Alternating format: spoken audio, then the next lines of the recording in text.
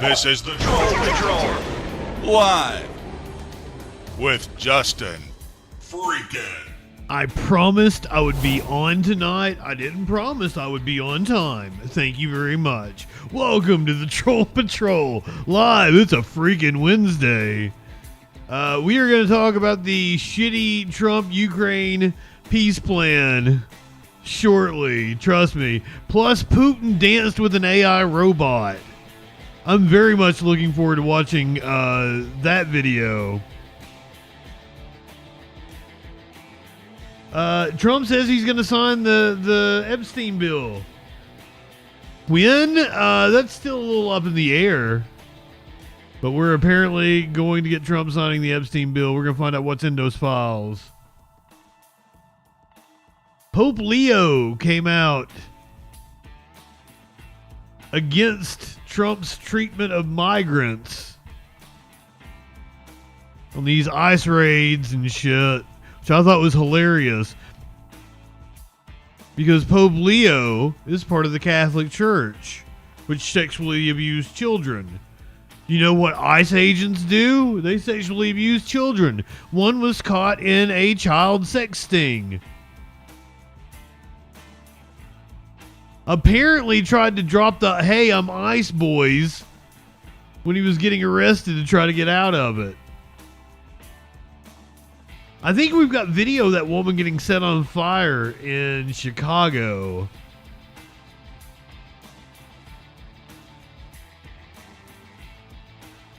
People in California being terrorized by masked men that are leaving messages on houses. A whole town is without internet due to copper theft. A former Olympian has been indicted by the DOJ. That's not the only person indicted by the DOJ. We got a congresswoman from Florida. She's very cute too. It kind of breaks my heart. She's been indicted for fraud? Yeah, fraud. FEMA fraud. FEMA fraud.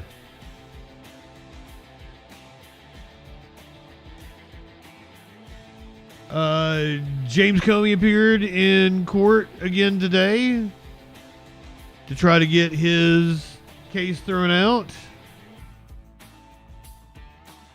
We're going to do the story about Representative Garcia and how he tried to rig the primary for his chief of staff. A couple of Democrats spoke up against that.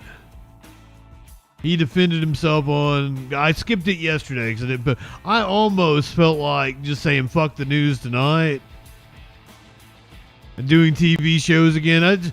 It's almost time for me to be able to start Thanksgiving specials. We could go ahead. I was thinking maybe tomorrow we'll start Thanksgiving specials. Nancy Mace. Oh shit, let me turn Kick on. The Kick people aren't here. What happened to you in the Toronto area, Holiday? Also, good evening, Holiday, Warlord. You the only people chatting, but you're not the only people here. We see everybody else. We love you. Love you, lurkers. Come find out what that news be doing with Justin Freakin. Lots of Nancy Mace news, and I also saw a picture of her looking incredibly hot. She could totally be my GOP mommy.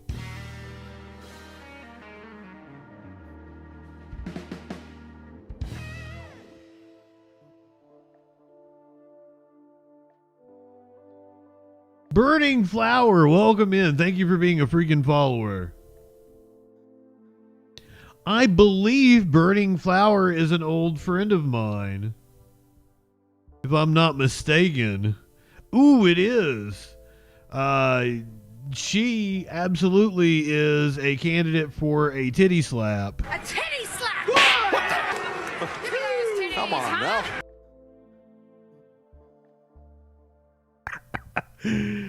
Welcome in, my friend. She is an anarchist. I assume you're still an anarchist. We haven't really talked about such things in many years now, but I assume you're still an anarchist, and you were asking me I forget how you put it. I forget how I put it. That I thought humans were fundamentally good. And you asked me if I still believe that after everything that's happened. And yes, I do. And if you would like to have a more in-depth conversation about that, I would love to have that conversation with you. Femvox, welcome in. I'm sorry I'm late tonight. We're usually on at 8 p.m. Eastern. People will trickle in because, you know, they thought I wasn't going to be on. They thought I was going to say fuck it. Sorry. I had some really fun videos to watch.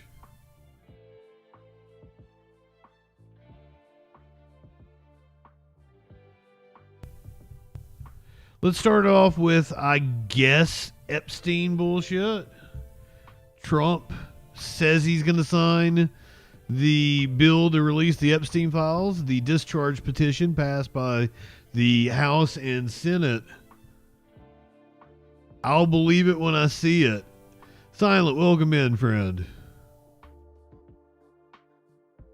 We're also going to talk about what could possibly be in those files. Sign a bill to force the release of Justice Department files related to Jeffrey Epstein, starting the clock for the DOJ with 30 days to comply. We will continue. No shit, maybe we're going to have the conversation.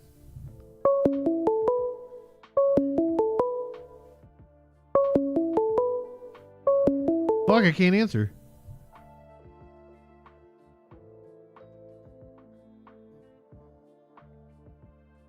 I don't know what the fuck was up. You might have to call back.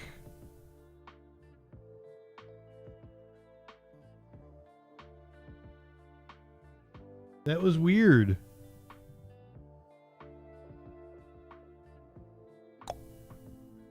Shit. Burning flower, I'm sorry. I'm having issues tonight. Hi, if you record your name and reason for calling. I'm glad you didn't have a message that doxed you or anything. Oh, that's not you?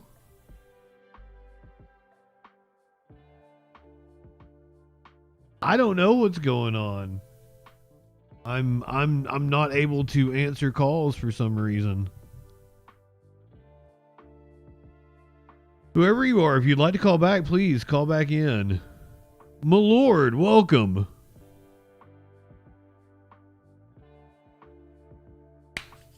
I love to have a good right-wing call.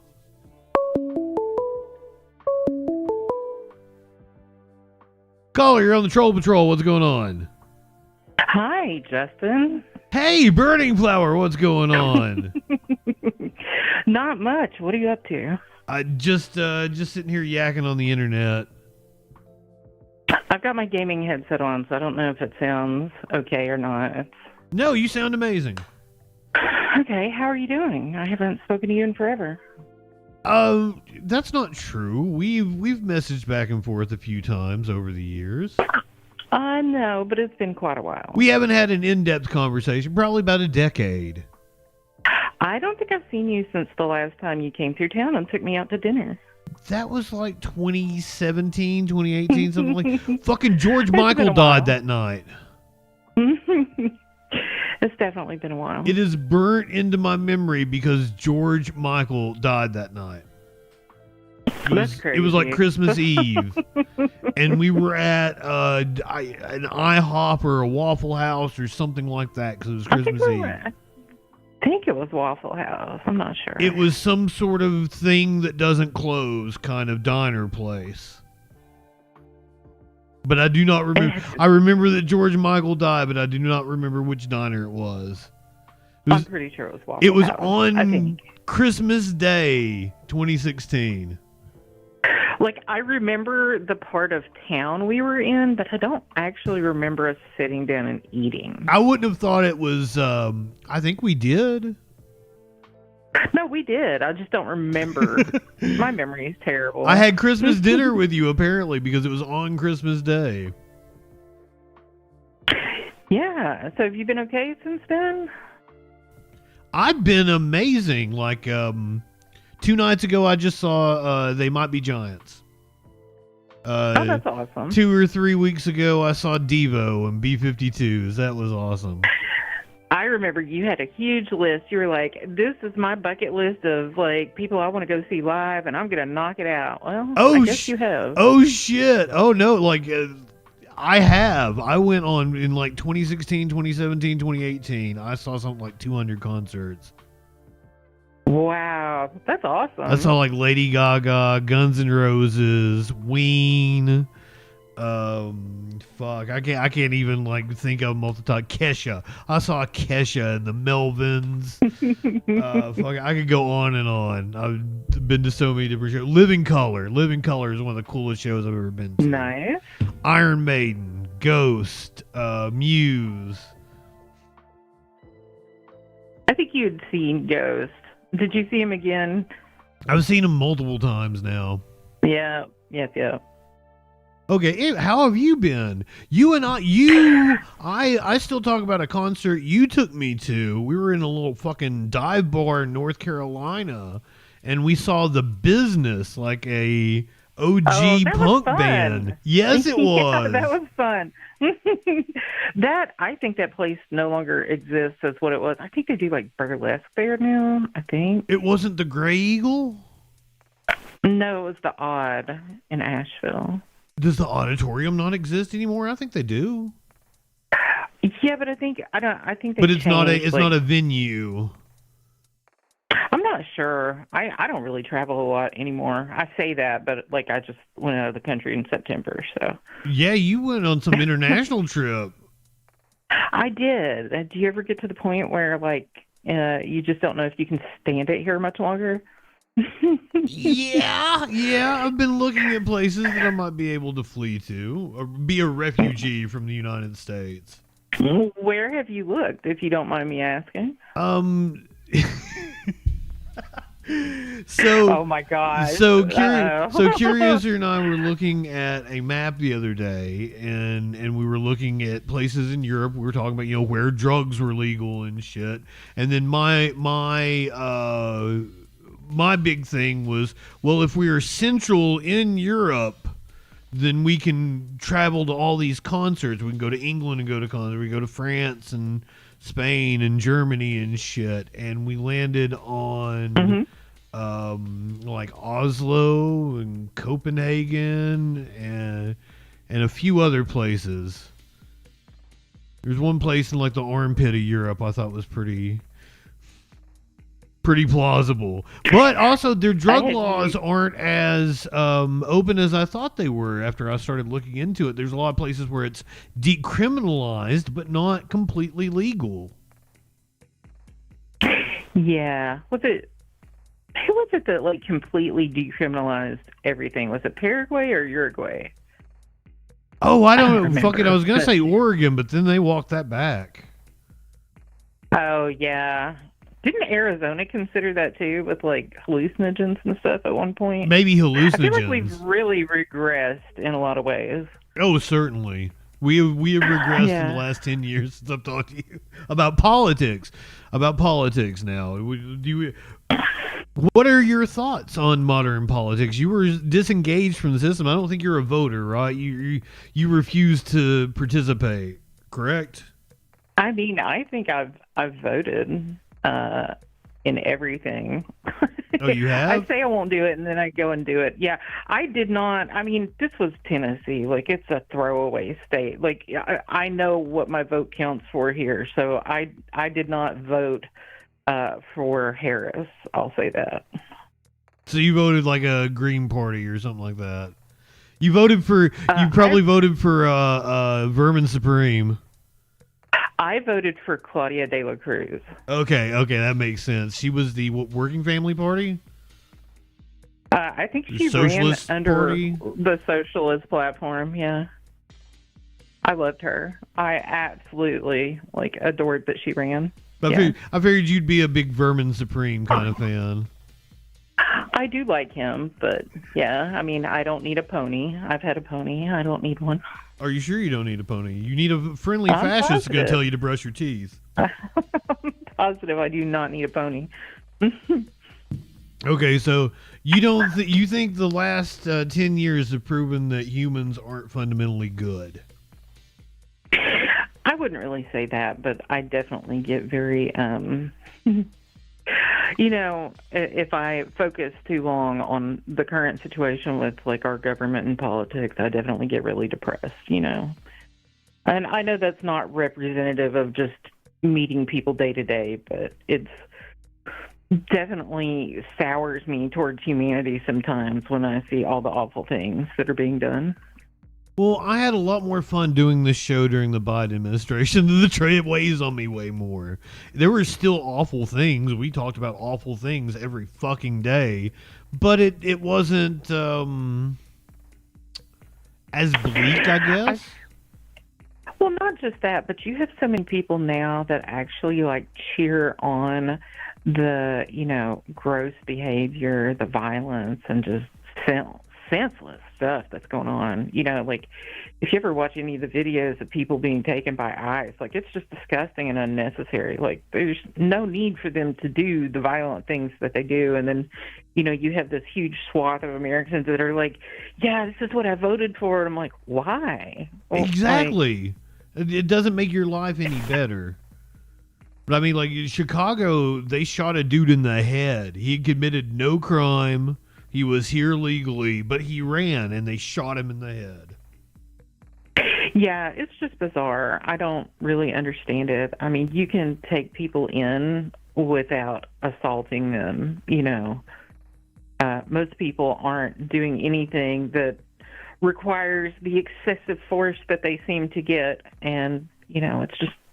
I think we're beyond that. We're in literal Nazi territory. But part of me wants to believe that, okay, what we see on Facebook in the comment section or what have you, normal people aren't on fucking Facebook in the comment section. It's really crazy people. I think a lot of it is bots. There are a lot of bot farms. Yes, there are real people saying nasty things that are just basic trolls, but like, I don't know.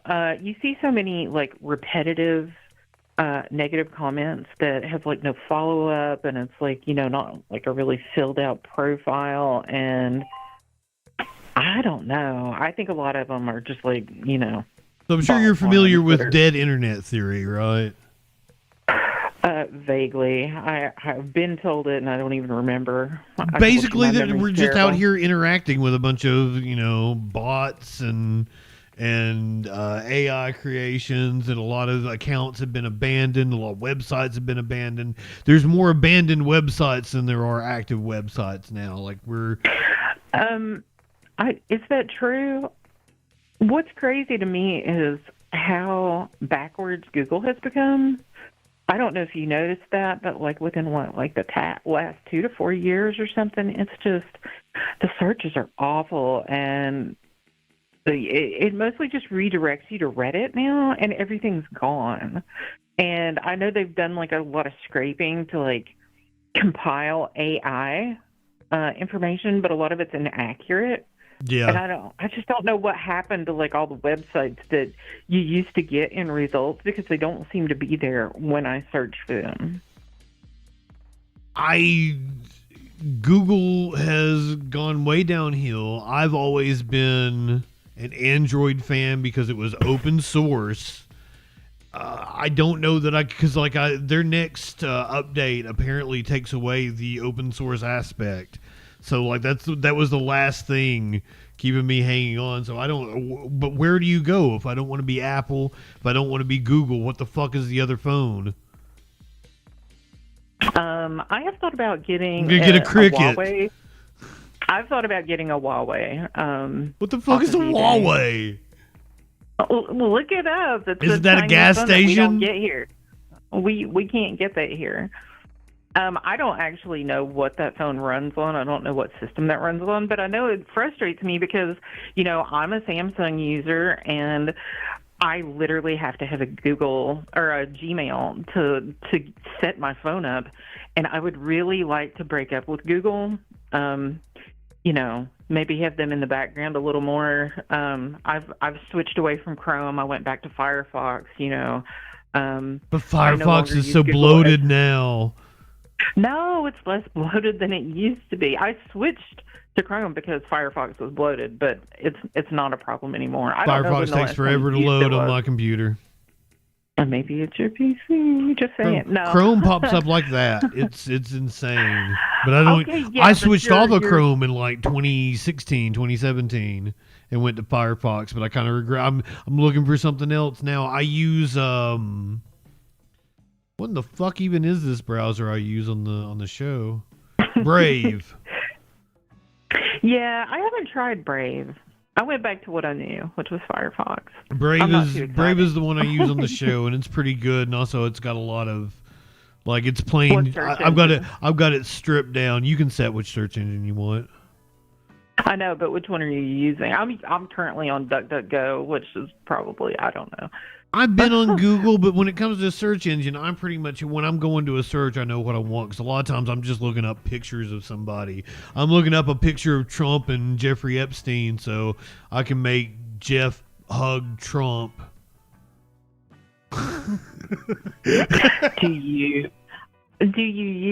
Are you like photoshopping that together, or are you using AI? What are you doing? Oh, I'm well, as a creative, because I've been contract video editing, audio editing for 7, 8, 9 years.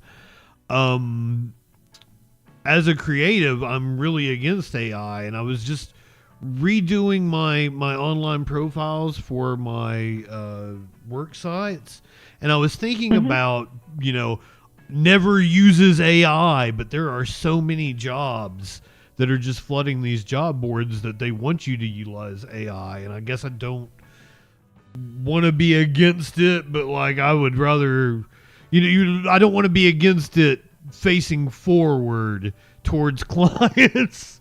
I want to make money. If they, I will dissuade them from using AI once I get a meeting with them or what have you.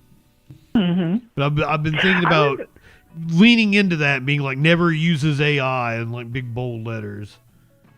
I was very into Mid-Journey when it first came out. Well, I didn't use it a lot, but I followed a lot of groups, and I was very impressed with it. And then, as I've slowly learned how insidious like all the stuff for AI is, and like, what it does to the electrical grid and the customers who are paying for it and the water usage, and I'm just like, I don't really want to mess with that. That's one side of it, and then stealing from creators and just like people aren't going to get paid for their content. And yeah, it's all fucked up. I like Flash's idea. Make 2 accounts. Jack Burns always uses AI. Jim Stone never uses AI. I just hate that we're about to get to a point where we're just not going to know what's real anymore. Well, there have been several people in the creative space that are predicting that we're getting ready to have a backlash against the fakeness, and I'm going to try to ride that wave. They're saying content that's genuine, that there's a real person making it, is going to make a comeback, so and I'm waiting. What you're saying is I should start painting again. Is what I should be doing and trying to sell that. You totally should, but then just because it's cathartic. Yeah, I do paint sometimes, just not for money. Never made money off of it. Well, it sucks that we live in a society that you try to monetize everything. Well, yeah, but also it'd be nice to be able to do something I enjoyed and make money off of it. As a little side hustle, I guess. Well, that's totally what I was trying to do here, but I keep shooting myself in the foot because the more titty slaps and wash your asses and I need cocks I throw out there, the less monetized I get. Oh my gosh. I'd imagine. But the titty slap is fun. Apparently smoking pot will also get you demonetized on a lot of these platforms. You don't have to tell me. I've had to delete entire streams because I have allowed certain people into my parties when I game. and unfortunately have recorded their mics while streaming. Like, oh, yeah, you're going to get a strike for me. What kind of games are you playing? You're playing something stupid, aren't you? You know, I'm an ASIM horror girly. That's my thing. I've been doing Well, they that shut for down the years. Friday the 13th, didn't they? No. Well, there's private servers you can use for Friday. You're not still it's- playing that. I do still play it, just not as often. They are, however, shutting those down in December, so it's going to be like dead unless somebody remakes it or starts another private server for it. I'm sure somebody will come up with something online. But you know, I've skipped around to all of them. I've done like Texas Chainsaw and Killer Clowns and I didn't know they did a Killer Clowns one. I love the Killer Clowns one, but it's very much like Friday, so you'd probably hate it. I didn't hate it, but like I got bored with it quickly. Mhm. Yeah, Killer Clowns is like it doesn't look like it, but it feels like it a lot. And the people who made Friday are about to come out next year. There will be a Halloween game that's going to be 4v1. Oh yeah, I did hear about that. Now that'll be cool. Yeah. Have you seen the new Looking forward Halloween to that. movies? I did. Yes. The first one was really good. I liked it a lot. How did you like Halloween Ends? What, the very last one? The third one? Yeah, I haven't seen it. Oh, that one- Everybody hated said that it one. sucked. I saw the first. I saw yeah. the two, and they were good. I liked them. I have a friend who's like a huge Halloween fan, and we watched the first two together, and he loved the second one so much, and I thought it was really cheesy, like especially the scene where Jason, oh my gosh, shoot me now, Michael Myers, where Michael Myers was like street fighting with the whole town. Or they're all taking and, turns beating his ass. Yeah, Oh, that was fun. That really just, it killed me. It just, I don't know. But the last one, it was bad, but like I've had to pretend for quite a while that it was really good just to piss my friend off. So officially, I love that movie. Wow, that's how petty you are. Yes, indeed. Apparently, I just got a raid. Welcome in, Tyler X, and friends that came in. Let's argue. Let's make something fun going on. You and I used to argue. I have a question. Okay, what's your question? Do you sit or stand when you pee? I stand. Okay. What? Do you sit? Do you sit or stand when you wipe? Sometimes it's so bad I have to stand up. Hold on. Wait. Pause. Do you have a bidet?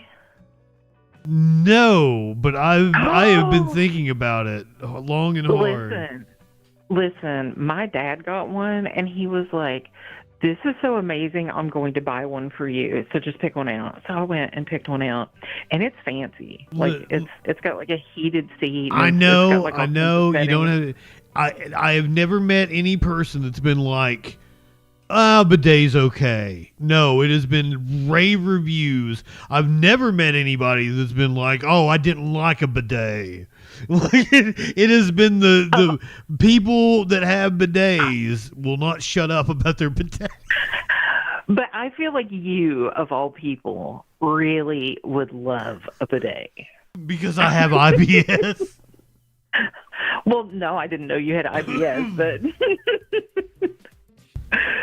I think that was a diagnosis that came later. You should get one. If I could afford to buy one for you, I literally would. Because, oh my god! Believe I've been thinking about it because once again, every single person is like, bidets are awesome. Did you think we were gonna have an argument about bidets? No. Okay. I'd been wondering about the sitting and standing thing. Okay. Let me see if I can start an argument.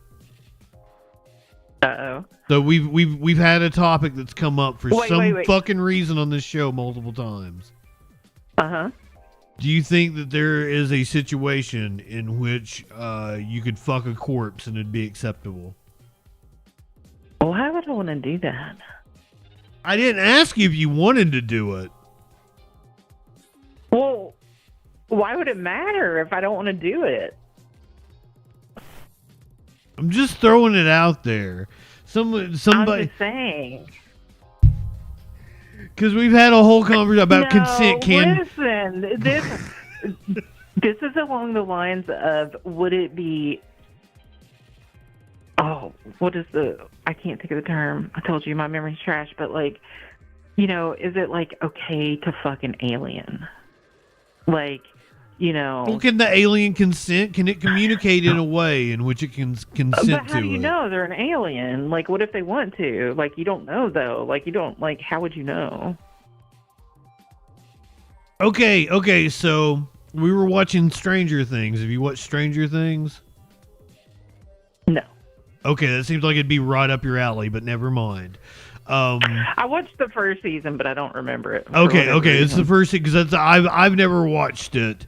We watched an episode on stream for Halloween, and then like because the new one's coming on, I'm like, all right, I'll watch the Stranger Things. So the girl that was in the lab, and she's been raised in the lab. She doesn't know anything that's going on, and the kid Mike kisses her when he's asking her to the dance. He's trying to explain like, oh, you're not going to be like my sister because, you don't want to have sex with your sister. He's got a crush on her. And he leans up to show her what he's talking about. He leans over and gives her a kiss. That's like a universal thing, right? So like if you kiss an alien kisses you back, that's kind of consent. What if they're an underage alien in alien years?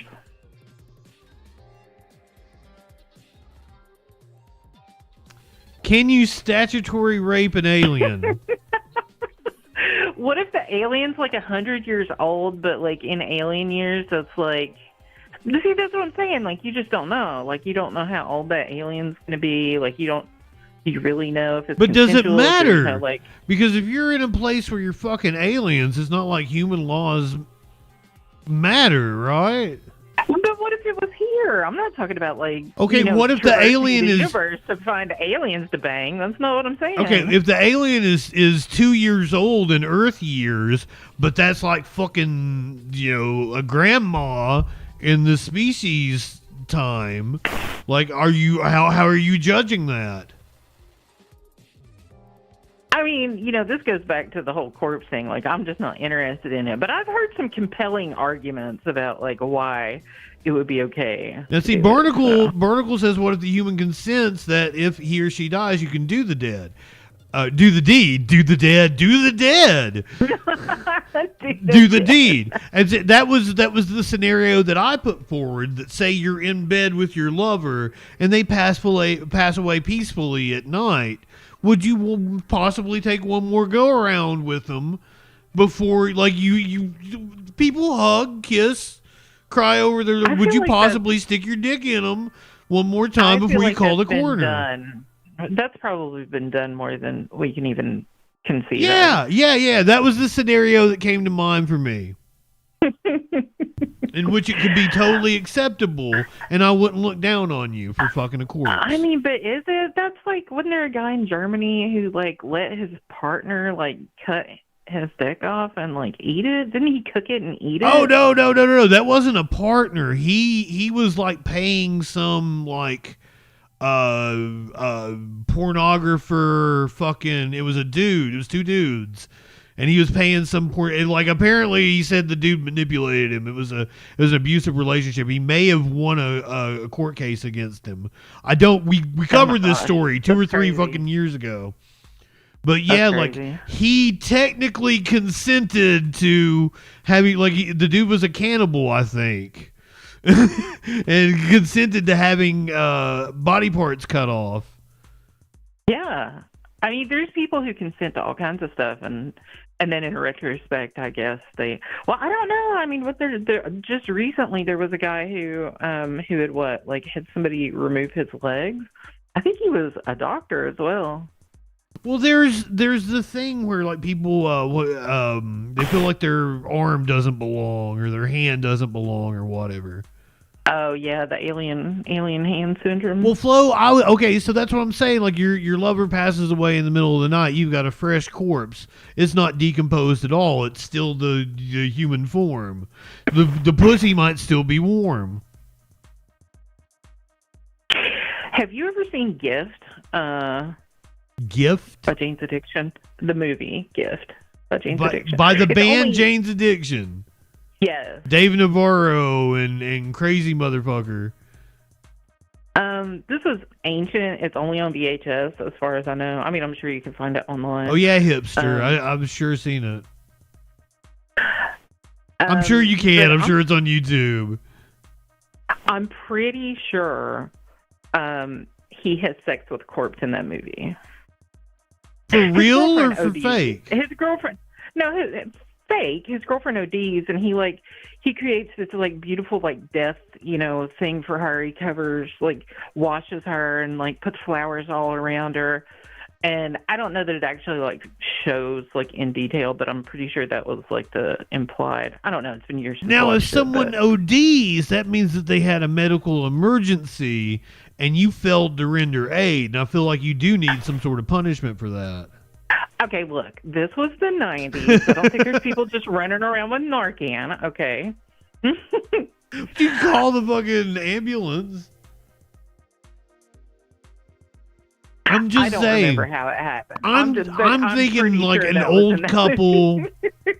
I'm thinking I'm 70 with somebody that I've spent most of my life with, and they've passed away next to me. Would I stick my dick in them? So what's the answer? You would, right? I don't think I could get it up. No, no. I was asked about this, and I said I was neutral on corpse fucking because I don't. You'd have to explain the situation to me. Like if somebody goes and digs up a corpse and starts, I think that's horrendous. Like you're a grave robber. Like the episode of South Park. That's one of the things that brought this up.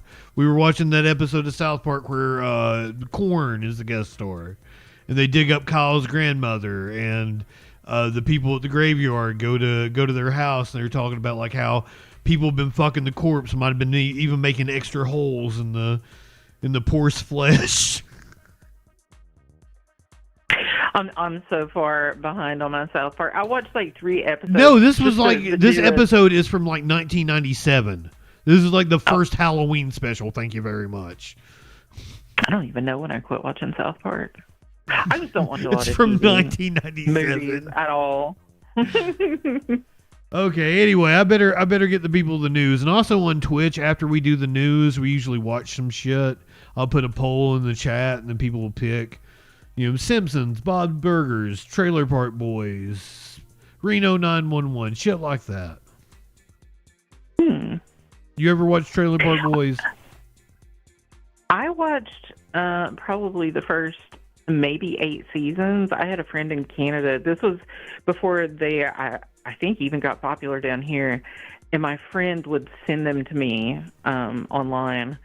And they were so grainy that it was very pirated looking, and it kind of added to the feel of watching it. And then once I actually legit, had copies of it, I was just like, it's not as cool. It's like grainy bootleg Trailer Park Boys. I had a pot dealer the entire time I was in college that was like, you need to watch this show. You need to watch this show. And I was always like, nah, man, talk to me. Chill with me. Let's get high and have a conversation, man. I feel like I probably tried to get you to watch it too. It's possible because I'd started watching it around the time I met you. Because I was with Puzzle Bitch, but you know one better is Chip.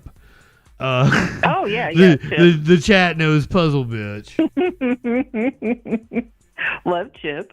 I was in his apartment, and I was just the right amount of drunk and high. We had just smoked a little bit. He used to make me these vodkas and Kool-Aid. Super fucking sweet. Put a shit ton of sugar in it. Vodka and Kool-Aid. I probably had like 1 cup. and we just like smoked one joint, and I sat down on the couch, and it was the season finale of the second season. It's the one where they flip the trailer, and like Bubbles is like telling the cow, like, act like you know me when the cops show up. I'm dying. It was the funniest thing I've ever seen. I think my two favorite episodes are the one with Steve French and the one where they put the pot on the driveway. You're the really stone kitty. I think the driveway, the hash driveway is like a whole season thing. Yeah. I don't know which part of it, like which episode specifically, but there was one that just killed me that season. They were, that entire season, they were probably like at the top of their game. That's probably their best season. They go to Netflix, and it's kind of not the same. I still find it funny. They do the Lieutenant Dancer thing. Any of the newer shows. And what's his name? Mike, what's his name? Just got arrested. Oh, yeah, I forgot. Bubbles is like a sexual assaulter. Well, Lucy left the show in because like of him. 2017, 2018, something like that.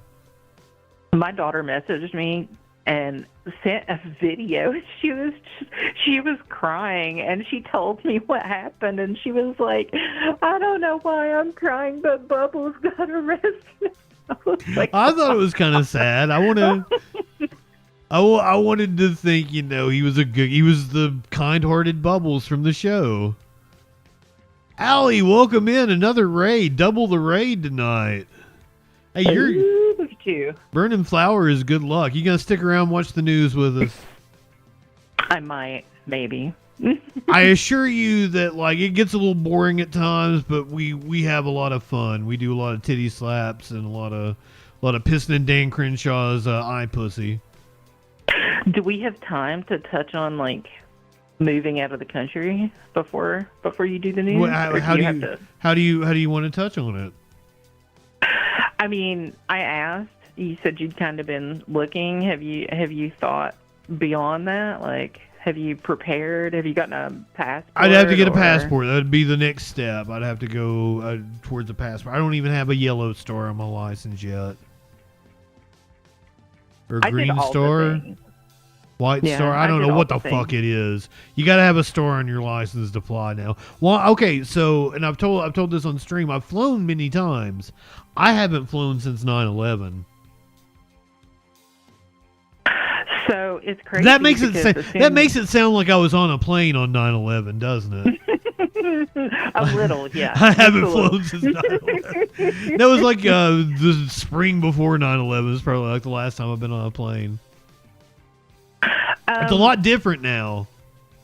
Yeah, I hadn't flown since I was a child, and it's crazy because once you get out of the country, you realize how. God, what is the word? See, this is what you're wanting to talk about. So you're wanting to leave the country. I've left. I went and scouted. I've already done that. That's what I'm saying. That's what I'm saying. But you're wanting to move out of the country, right? Extended vacation. Yeah. Well, you want a vacation in France? I went to Albania. Holiday in Albania. I bet it's gorgeous. I bet it's gorgeous. Hey, there's castles. I got to see a castle. Oh, I've never been in a castle.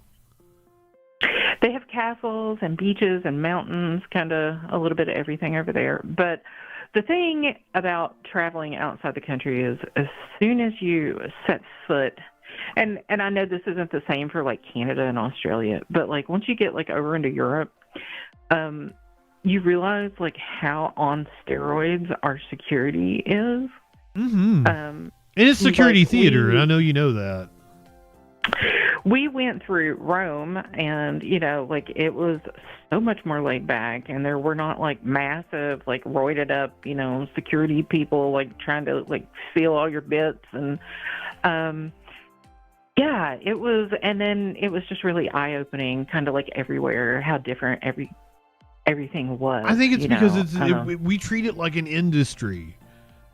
Security is a $1 billion industry, maybe even $1 trillion industry in this fucking country. You should definitely travel though. Like don't be like, I have to move to go do this thing. Like, try to set aside, a chance to go travel somewhere outside this country. Well, I would like to get a job where they would like, because I'm fucking 40, I have no kids, I'm not married, I'm not tied down anywhere. I like to get a job where, because like I would like, remember Vice, right? And they would go to fucking Africa and like, I'm embedded with this rebel group and shit. I would so do that shit. I would go to Mexico and like I'm being taken to the cartel's hideout to interview the I would totally do all that shit. No, I would love it. And I don't have to be the reporter. I could be the camera guy. I could be the sound guy. I do everything. I wouldn't mind being the reporter though, but like fuck, I want to get that. I tried to apply for Vox Media today. And I filled everything out, and it kept telling me there was an error, but it didn't tell me what the error was. I didn't tell me which of the boxes the error was in for me to know. I retyped the phone number multiple times in many different ways, and it kept telling me there's an error. So I couldn't apply for Vox Media, who was looking for a senior video editor. I was like, that's so up my alley. I don't know. I think you, of all people, would probably get more out of it than I did, just because I feel like you're probably a little more perceptive than I am. No. When you go places. What, perceptive? Yeah. Are you kidding me? No. Okay, so Sparkles. Compared to me, yeah. Sparkles is one of my best friends, and I met her in Alabama when I lived there. And she says that I am born out of a pod every day fresh. You have to re-educate me. And that, like, I pay no attention to my surroundings at any point in time. I'm going blind. Sitting behind a computer for decades all day has really done a number on my vision. I used to do that, so I know what you mean. I no longer do that, but... I'm very nearsighted. And like people have questioned my driving ability, so I'm like, I can see to drive just fine. I just can't read that billboard down the road, until we get right up on it. I can, actually see what it says. I have a 70-something inch TV, and I have to squint to see what it says when playing games. In other countries, you can just go get your eyes looked at and I know whatever you need, and it doesn't cost $1 million, and you don't have to have insurance. I know. It takes. You can go to the dentist and get your teeth cleaned for like $20. It takes money to be able to leave the country, though. That's the only problem. It's less expensive once you leave, but. That initial trip out is very expensive. America makes it very hard to leave this fucking hellhole. I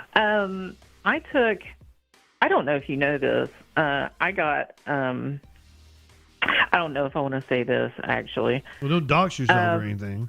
No, I wasn't going to dox myself. I'm just going to say I got some news in my life that kind of made me, like, refocus on everything, and I decided to start spending time traveling with my mom and my daughter. And last year, are you dying? To Las Vegas. No, I'm not dying. Not yet. Well, we're all gonna die. But I took them to Vegas. Right? We went to Vegas. We went. You haven't been to the Sphere, right? You haven't. No, have you been to Vegas? No, I've never been to Vegas. So I did not care for Vegas much. It's like really overpriced and like I'm sure and whatever. But the Sphere was really cool, and we stayed at a resort that was right beside it. And we went. Did you see one of the shows in there? Did you go in and do the? Yeah, we did. Yeah. But there's like a Planet Earth kind of thing that they show normally, right? Oh, see, we didn't get to do those. We were kind of like, we got COVID. We were all sick. We got to see the Dead show, but then we were kind of like wiped out for like the rest of our week-long vacation.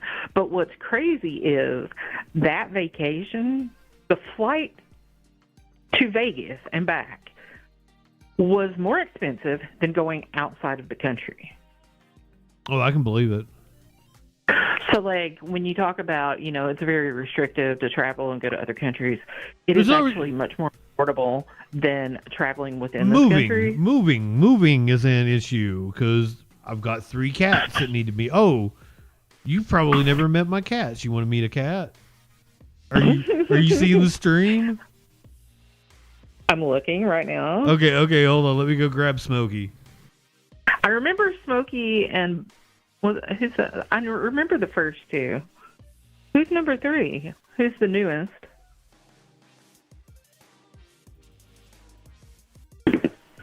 Why do I not see anything moving? Did the youngest one you want there Maynard? There we go.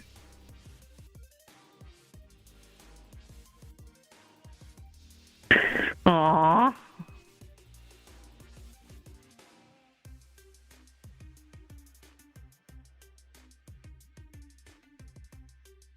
Oh my goodness, who is that?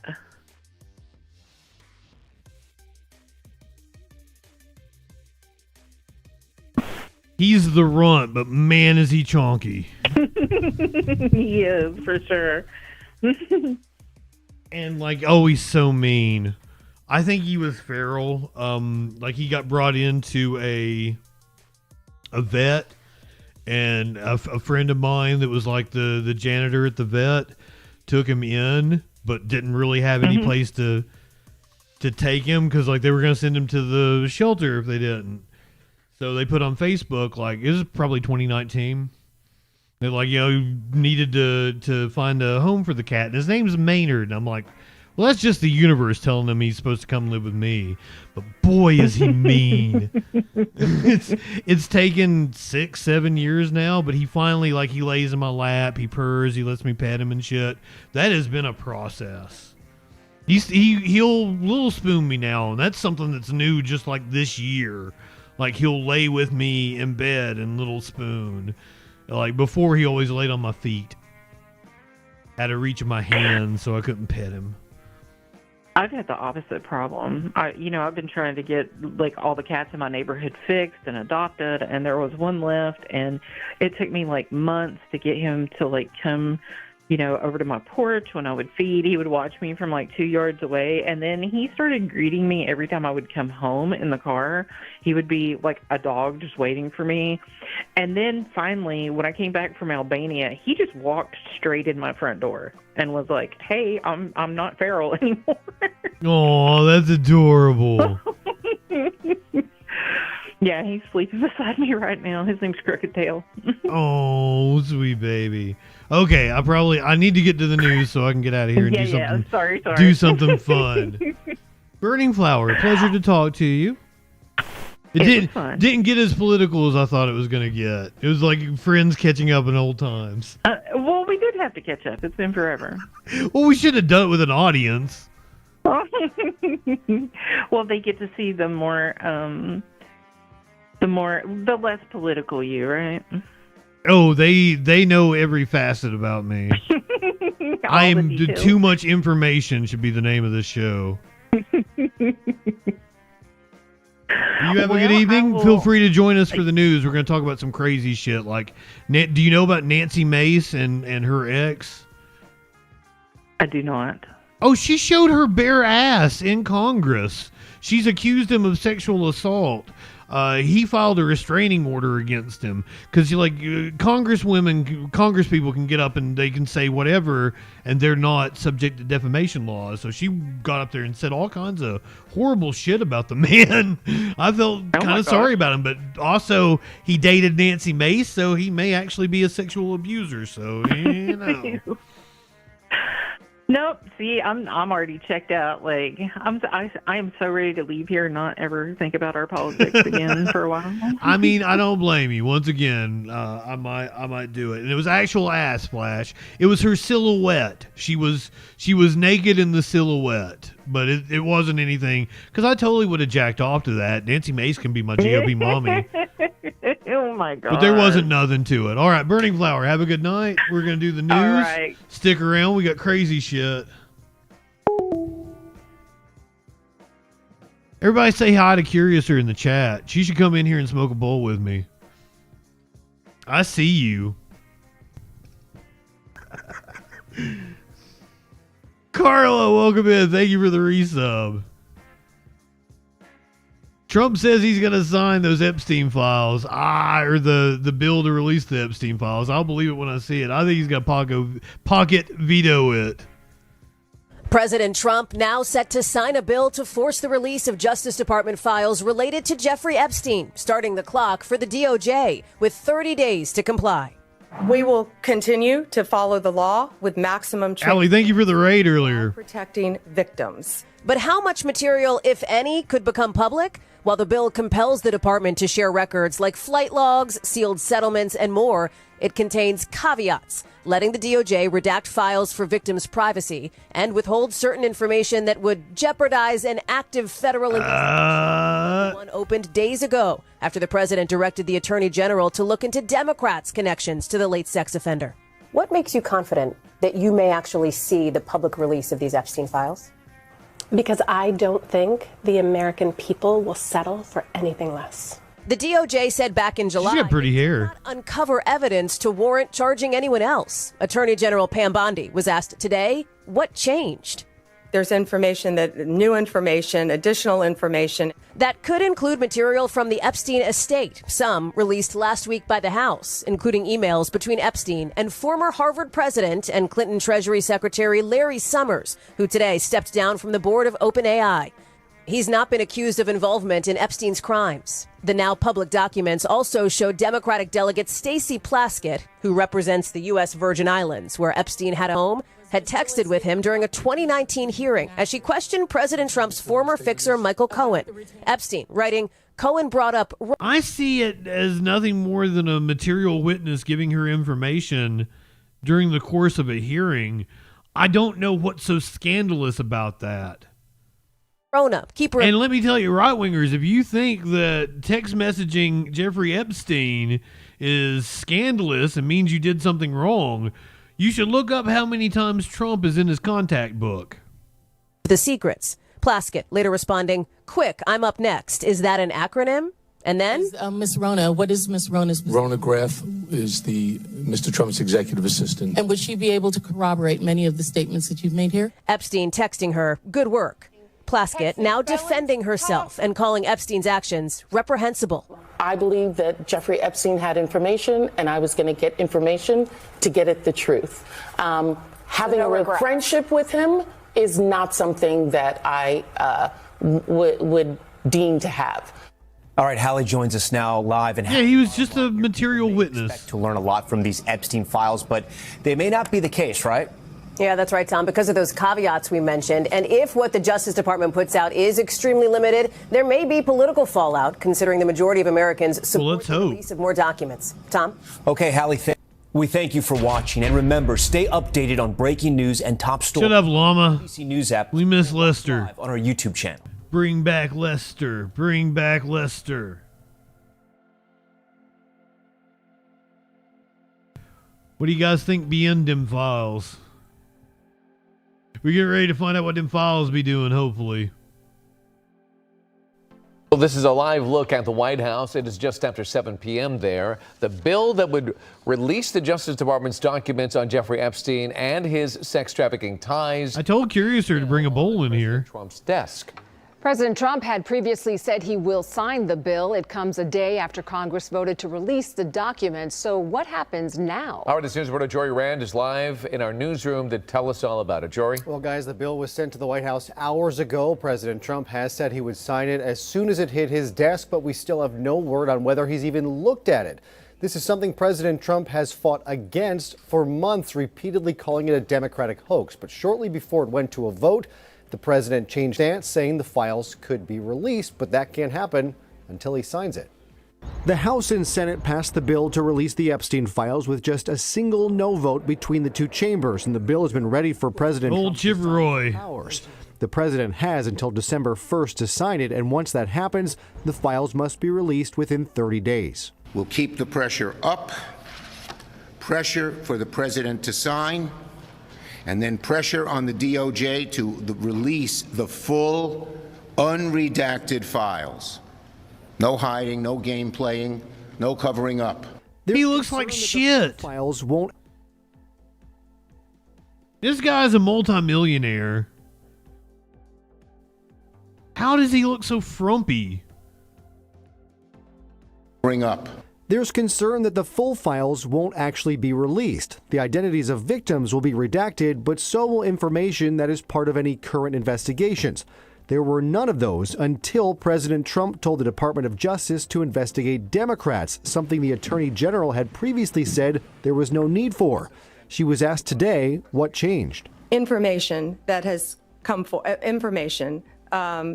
there's information new information, additional information. Even if they do these, what seem to be partisan investigations, that's another thing that bothers me about the announcement the president made is he named Democrats. Maybe he's not a multimillionaire. Political divide. So I hope that was sort of a bluff, and I hope that the DOJ will release all the files. I do think that there has not been a shift in Trump's desire to have this information out. I think that he has another way to keep it hidden. There have already been consequences of the files released. Former Treasury Secretary and President of Harvard, Larry Summers, is stepping back from public commitments, including from the board of OpenAI, over his continued relationship with Epstein. Larry Summers. Okay, he's worth about $7 million today. The numbers I was looking at were from 2018. Bad judgment in his relationship with Mr. Epstein after it was publicly known about Mr. Epstein's criminal violations with underage girls. Summers told his Harvard class yesterday he would continue to teach. We'll see if he's allowed to do so. In the meantime, we now await the president's signature. Harvard has reopened but it would the investigation into him. Congress, and it would be extremely damaging to him politically. Live in the newsroom, Jory Rand, ABC 7 Eyewitness News. Yeah. ICE has descended on Charlotte in North Carolina. I don't think it's any coincidence that North Carolina was a state that went for Trump, but was otherwise blue, elected a blue governor, elected a blue senator. The Homeland Security Department says more than 250 people suspected of being in the U.S. illegally have been arrested in the Charlotte, North Carolina area. The arrests were part of the federal government's immigration crackdown. The operation is expected to wind down later this week, but it has left the city on edge, sparking fear among some of its residents and students. CBS News correspondent Skylar Henry is in Charlotte with the latest. We are now days into Operation Charlotte's Web here in Charlotte, North. Charlotte's Web, get it? DHS says that it has arrested more than 200 people as part of this federal immigration crackdown. The operation has now moved into Raleigh, North Carolina, and the surrounding area there. We heard from Governor Josh Stein earlier this week, who said that he is concerned not only about public safety, but the tactics that have been used in this process. We've also learned that this is now moving into New Orleans. Internal Homeland Security preparations say that officers are planning on moving into not only Louisiana, but southern Mississippi as early as December 1st, and more than 200 agents could be on the ground for that as well. Meanwhile, back here in North Carolina, concerns expressed not only from people who live here and business owners, but from students. We were outside of a high school. Yeah, there was a walkout that happened yesterday, yeah. Concerns, and we also spoke with a business owner. It was on my list to do last night, but I felt like getting the fuck out of here and watching. We watched wrestling last night. It was really good. We watched Dark Side of the Ring. Who temporarily had to close her bakery. She's Honduras born, now U.S. citizen, but says that she's concerned that she and her family will be stopped. And so she says that she had some chocolate salty balls there. Basis. All of this coming at a time where there is pushback and what law enforcement says is a lack of communication. Put them in your mouth and suck them? On the federal, state, and local level. We'll see what happens here today as this operation appears to be moving from North Carolina and over to Louisiana. Back to you. Skylar Henry, thank you. As Skylar mentioned, once things wind down in Charlotte, the Homeland Security Department is planning to target New Orleans for its next crackdown on immigration. That could happen as early as next month. CBS News immigration and politics reporter Camila Montoya Galvez joins us now. So let's talk here about the scope here. This is targeting illegal immigration. What are we expecting in New Orleans? Well, what we know, according to internal documents that we obtained, Lindsay, is that the Trump administration, as we speak, is preparing and planning to launch a major immigration enforcement operation in the New Orleans region in Louisiana that officials have internally named Catahoula Crunch in response and in Catahoula Crunch, official state dog of Louisiana. And this is part of a broader effort by the administration to target Democratic-led cities that have so-called sanctuary policies that limit local law enforcement cooperation with federal immigration agencies like Border Patrol and ICE. And the internal documents also point to the fact that Border Patrol is preparing to send as many as 200 federal agents to New Orleans to target and arrest people who are suspected of being in the country illegally. Homeland Security sources tell me that the operation in New Orleans, Lindsay, could start in early December, as early as December 1st, in a couple of days after Thanksgiving. I'm also told that Border Patrol Commander Gregory Vivino is expected to lead that operation. And that is notable, of course, because he has led the controversial immigration operations first in Los Angeles, then in Chicago, and most recently in Charlotte, as you heard Skyler_. He is also somebody who has garnered a lot of controversy because of the tactics and the use of force that his agents have employed in the cities that I just mentioned. Officials have even requested armored vehicles and special response teams for New Orleans. That could be an indicator, Lindsay, that the administration expects a strong community reaction in New Orleans, just like it has seen in Chicago and Los Angeles. Why New Orleans? And do you have any reporting on why the name, why? Blue city in a red state. It's a critical question. The administration has not offered a particular reason to offer that name or to select New Orleans as the next target of that immigration crackdown. We know that New Orleans has a relatively small immigrant population compared to Chicago and Los Angeles. About 7% of the city's population is foreign-born. But we do know this. Gregory Vivino, that Border Patrol chief that is expected to lead the operation, was the head of the Border Patrol sector in New Orleans during the first Trump administration. So he does know the region. Camila Montoya-Gavez, thank you. I'm sure all of these ICE agents are fine, upstanding men that totally wouldn't get caught up in something like a sex sting.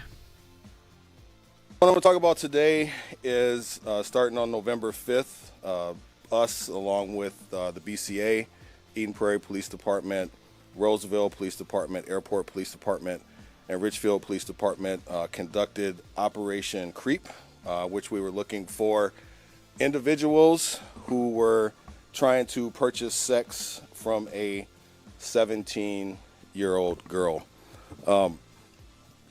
We have the very best detectives here in the city of Bloomington, and I, for the life of me, don't understand why people want to come here and do this. Or do it just period anyway, but especially coming here to the city of Bloomington. Why you want to come to my city and so hard in this operation? Solicit underage whores. 16 people.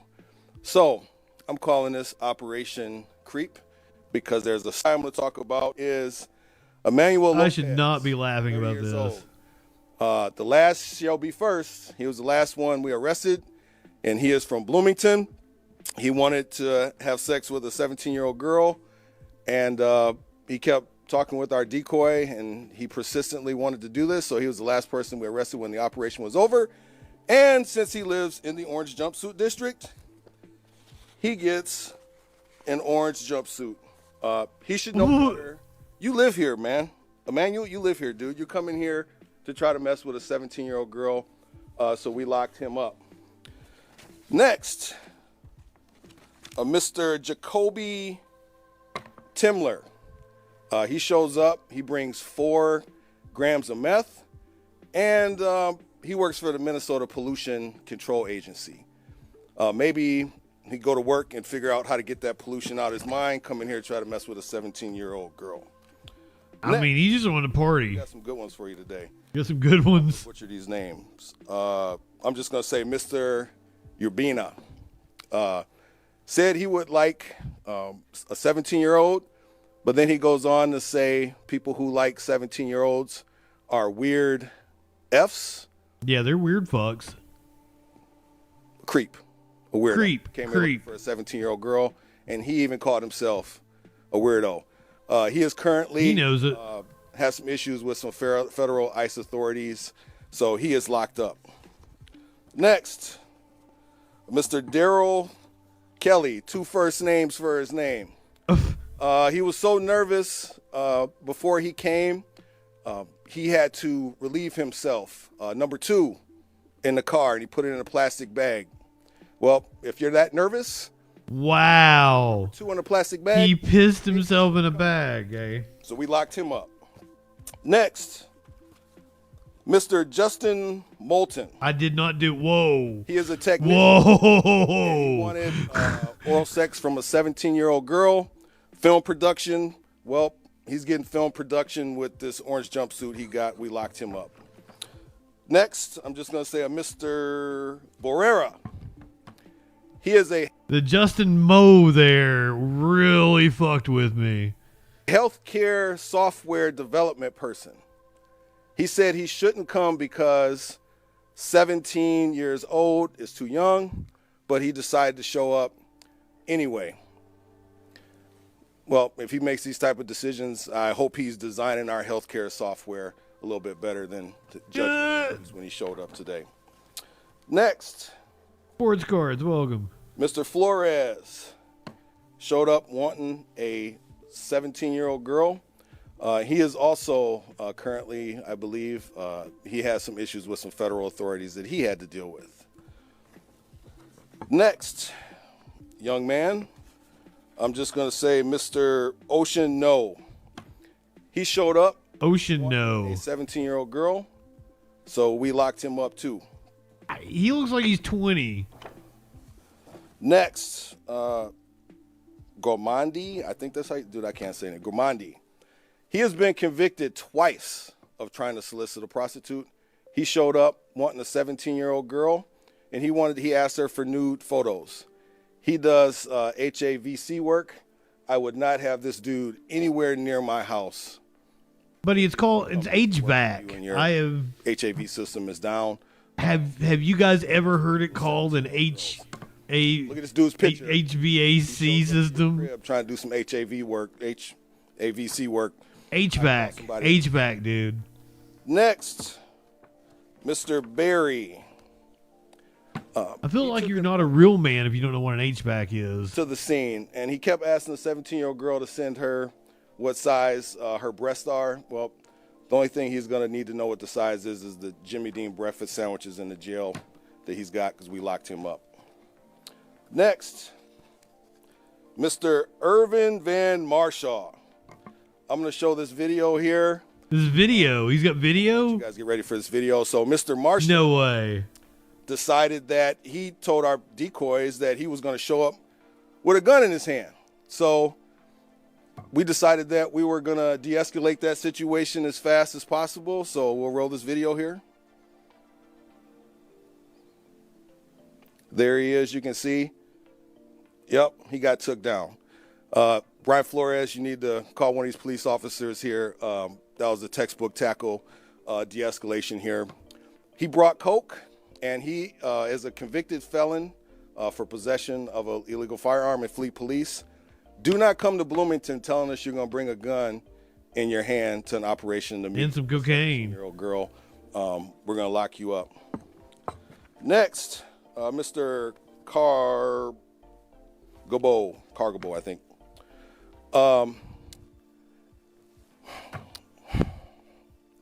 He wanted the 17-year-old decoy to suck his dick, male parts, all of them. I'm just leave it at that. When the decoy told me he was 17, he said that's cool. Cock in my mouth. Well, I'm going you know, to give certain you the school blowjob districts of have your bus life. drivers Then I that want you drive inside transit of buses to take kids to school. He's a Met Transit bus driver. So if your kid is riding the bus to school, make sure this dude is not the driver. Well, I think he's probably fired now. Next, Nicholas. I can't say his last name. We're going to show this other video here. I want to show you the drone footage of Nicholas when he shows up. to the hotel here. You can see him in his vehicle. The drone footage. Getting out, crossbody bag on. Mind you, this is the middle of the day, and he's coming to meet a 17-year-old girl. And he has no idea that he's on drone footage. Well, here's some other things about Nicholas. He showed up with coke, meth, and he showed up with 8 firearms. Coke, meth, and 8 guns. He shows up with this hand cannon here. Again, he's going to meet a 17-year-old girl. And he shows up with this rifle. What if she gets out of line? And he shows up, of course. With the drugs. And look at these needles. He's coming to meet a 17-year-old girl, right? So we locked him up. Next, Mr. Heron. He works as at the Historical Society in Brown County. And I think if he would have studied history, he would have realized you don't come to Bloomington looking for a 17-year-old girl, because everybody does that. We lock up. So maybe he can write this in his scribe, what story he happened. Write this in his scribe. Next. And before I get, well, I'm going to come back to, I'm going to do him last. Yeah, save him for last. I know who he is. Mr. Baraz. That's the reason why we're watching this. He's a construction worker. Maybe he needs how to fix his desire so he doesn't come here looking for a 17. He's got jokes. Next. He's a construction worker. This one, He needs to fix his desires. This is a tragedy in many respects, but people at the Department of Homeland Security, I know there are great people there that come to work every single day and do their jobs and do it admirably. Unfortunately, Mr. recently married back here is not one of those people.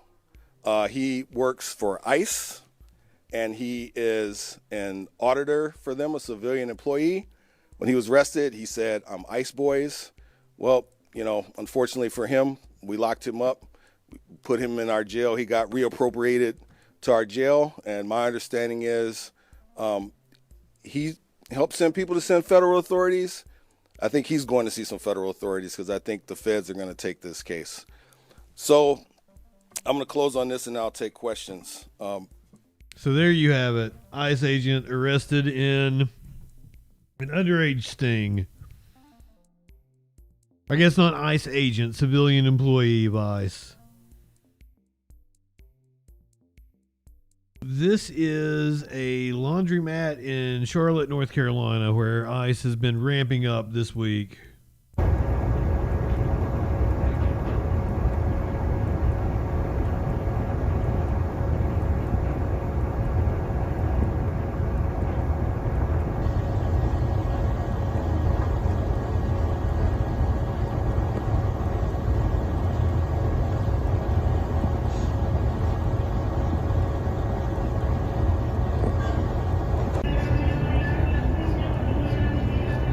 End of the free, bitches.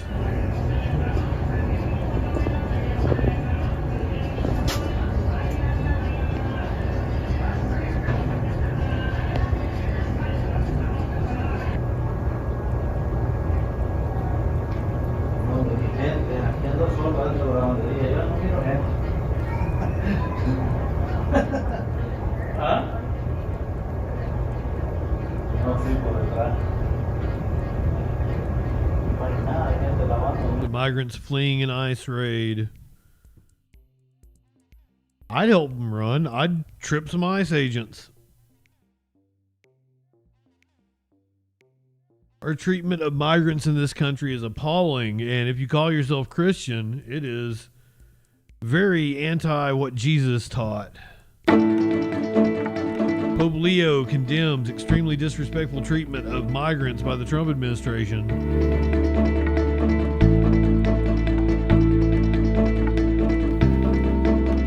Not actually going to hear from him? Oh my God. Well, Pope not down with all the ICE raids. That's all you need to know. I was going to half-ass the news tonight, and then I ended up putting together quite the smorgasbord of information here. The DOJ facing down questions today. Revelation in the James Comey case. As they say, the grand jury was never presented the actual indictment.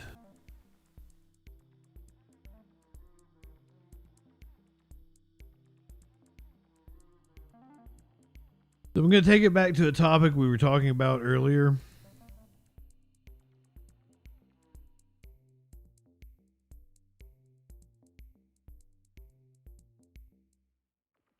Perhaps you are in a situation where you want to help people feel more sexually liberated. You can pick up this Necro card. I want to help others experiment sexually after my death. Please let your relatives know your wishes.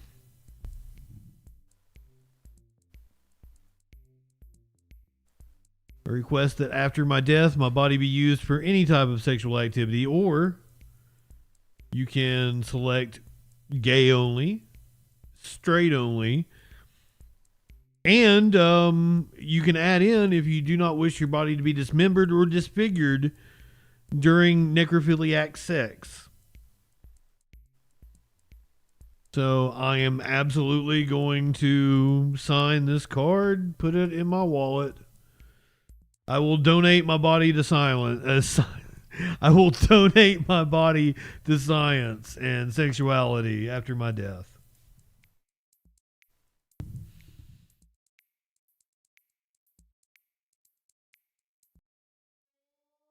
If anyone in the chat is with me after I pass away and before they take me to the morgue, you are welcome to do with me as you wish. An organ donor and an orgasm donor too. Two birds with one stone. Everybody's seen the final scene of Clerks, right?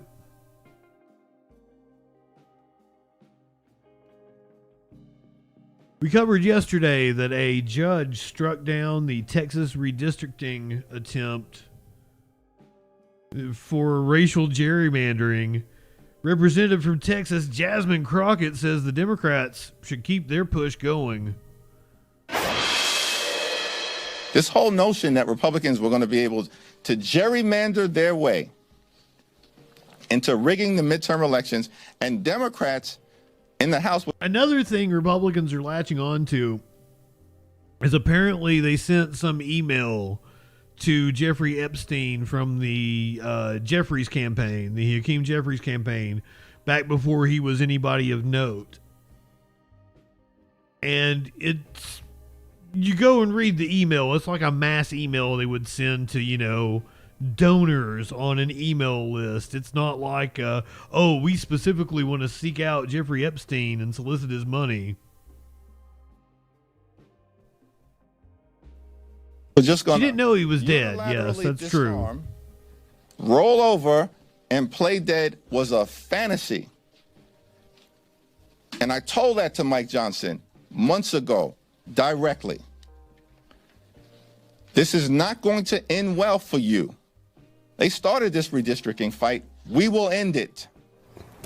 Welcome back. That was House Minority Leader Hakeem Jeffries today as the redistricting battle heats up and comes after Republicans were dealt a major blow yesterday after a 3-judge panel blocked Texas from using its new congressional map that favored the GOP. Joining me now to discuss this, Democratic Congresswoman Jasmine Crockett of Texas. Congresswoman, thank you so much for being here. Absolutely. Really appreciate it. Let's start right there. Texas is appealing that ruling to the Supreme Court.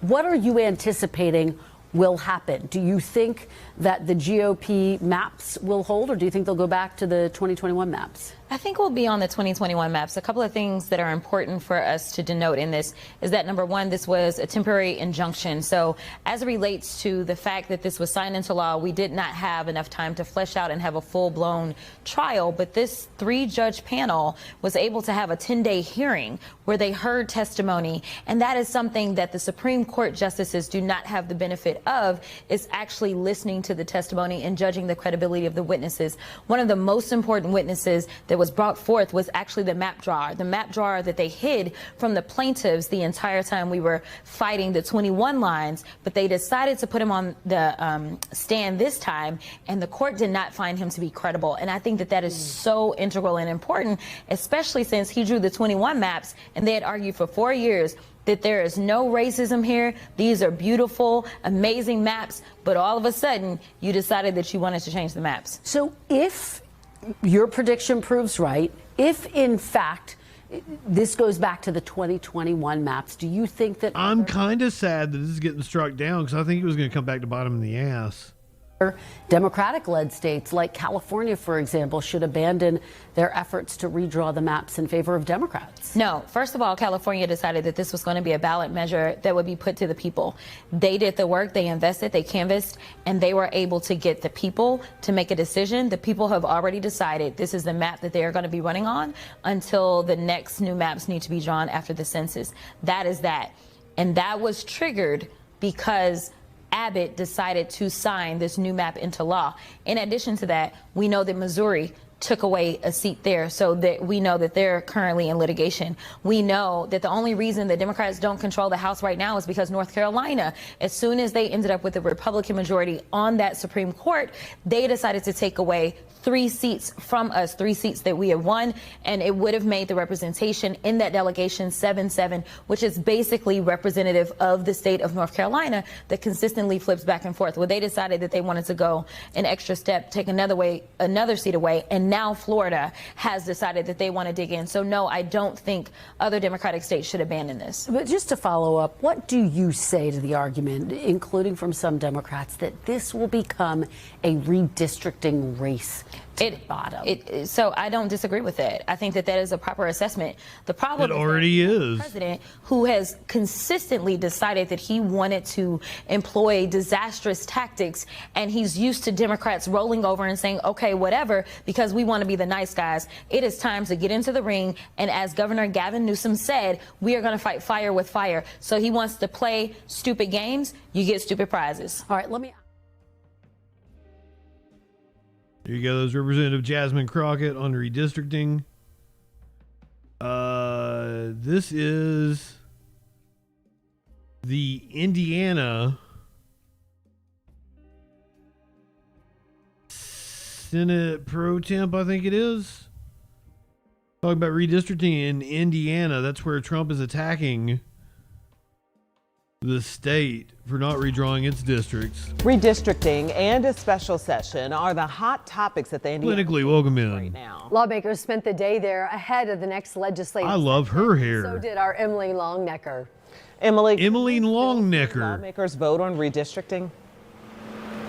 Well, Ann and Felicia, certainly her neck is Mike Braun has anything unusually to say long. about it. And Republican House Speaker Todd Houston also Feel like you wouldn't want to draw attention to it. Still support redistricting and are ready to vote on it. In fact, he told his members to keep the first 2 weeks of December open to do that. And just a few minutes ago, we got this calendar from the House, which shows the first 2 weeks blocked off for potential special session there in those first 2 weeks of December. Remember, it was your mind out of the gutter, Flash. and Senate who had announced a while ago that lawmakers were blocking off the first 2 weeks of December to take up redistricting. And then, of course, that all changed last week when Senate President Pro Tem Rod Bray said his caucus did not have the votes to support redistricting and would not be taking it up. The vote in the Senate today supporting that position. Senators voted today 29-19 to not come back into session into this building until January 5th. And Senator Bray said that that was an indication that the votes still were not there to support redistricting. He said that Senate Republicans, his caucus, they support Republicans retaining control of the U.S. House in the 2026 midterms, but he said they just didn't think redistricting was the way to do that. Take a listen. A number of members of our caucus, at least, I'm included in that number, don't feel like it's the right way to move forward, simply because it's not the right way to get that goal achieved. We would rather take a look at Congressional District 1. It is a district that's been trending red over the last several years, And in fact, we have a senator now in Lake County that there may have been one other Republican senator there in the last 100 years, and now we have that, the Republicans hold that seat. So evidence that it's really trending red. And if we had a candidate that we could all get behind and be supportive of, we think that we could turn that seat. So if the Senate's vote today is any indication, it would appear that the Senate, that chamber, is not going to take up redistricting. But House Speaker Todd Huston said today, when he was asked, bottom line, is redistricting dead? He said no, that House Republicans stand ready to move on it. Governor Braun also issued a statement after today's vote and said he's exploring all options at his disposal to compel the state Senate to show up and vote. He also said that he would support President Trump's efforts to recruit, endorse, and finance any challengers that want to challenge some of these state senators in primaries, any state senators who do not vote to support what he called fair maps. And as sometimes these things happen, somebody says one thing, someone else issues a statement in response to that. Senator Bray then issued a statement responding to the governor saying, quote, Senate Republicans may have a difference of opinion on a policy matter with the governor, and that happens from time to time, but we are committed to pursuing policies that will make life better for Hoosiers, and we will continue to look for ways to collaborate with the governor. So I think it is safe to say, if reading the tea leaves and looking at what happened today and what the governor is saying, the House Speaker is saying, what that calendar is saying, it looks like that this is not a done issue. And Felicia? All right, Emily Longnecker joining us live with the very latest from the State House tonight. Also, we want to let you know that there's a lot going on, and it's hard to sort out. So we created a special... I kind of feel sorry for Emily Longnecker here, because she kind of looks like Nancy Mace, South Carolina Congresswoman. For a little while longer, she is stepping down to run for governor. South Carolina Congresswoman Nancy Mace, who can be my GOP mommy.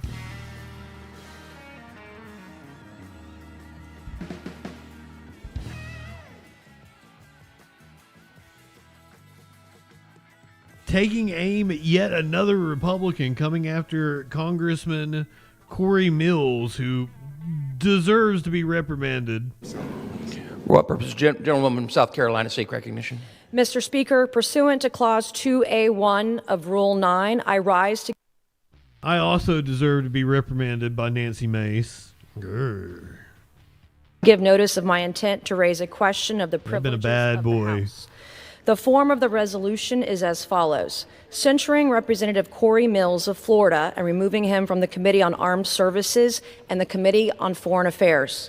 Whereas prior to serving in the House of Representatives, Representative Corey Mills founded Paysum Solutions International, LLC, and Paysum Defense, LLC, and acquired Amtech Corporation, now renamed as ALS, Inc., companies which engage in security and military contracting with the United States government as well as foreign nations.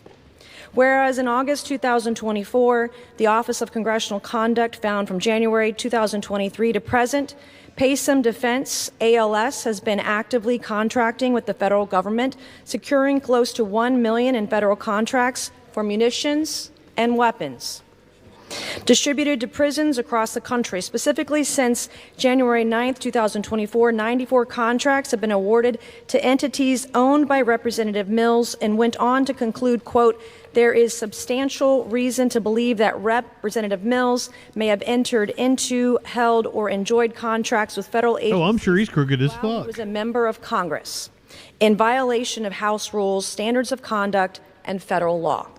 Whereas in August 2024, the Office of Congressional Conduct noted, according to its website, Paysum Solutions is currently registered and or partnered with trusted local firms to work in the following countries: United States, Iraq, Afghanistan, Pakistan, UAE, Australia, Kenya, Malaysia, and Kuwait. Public reports indicate companies owned by Representative Mills sought, but I've got to wonder why it's Nancy Mace, munitions to foreign nations while serving as a member of the Committee on Foreign I don't trust her Affairs motives. and on the Committee on Armed Services.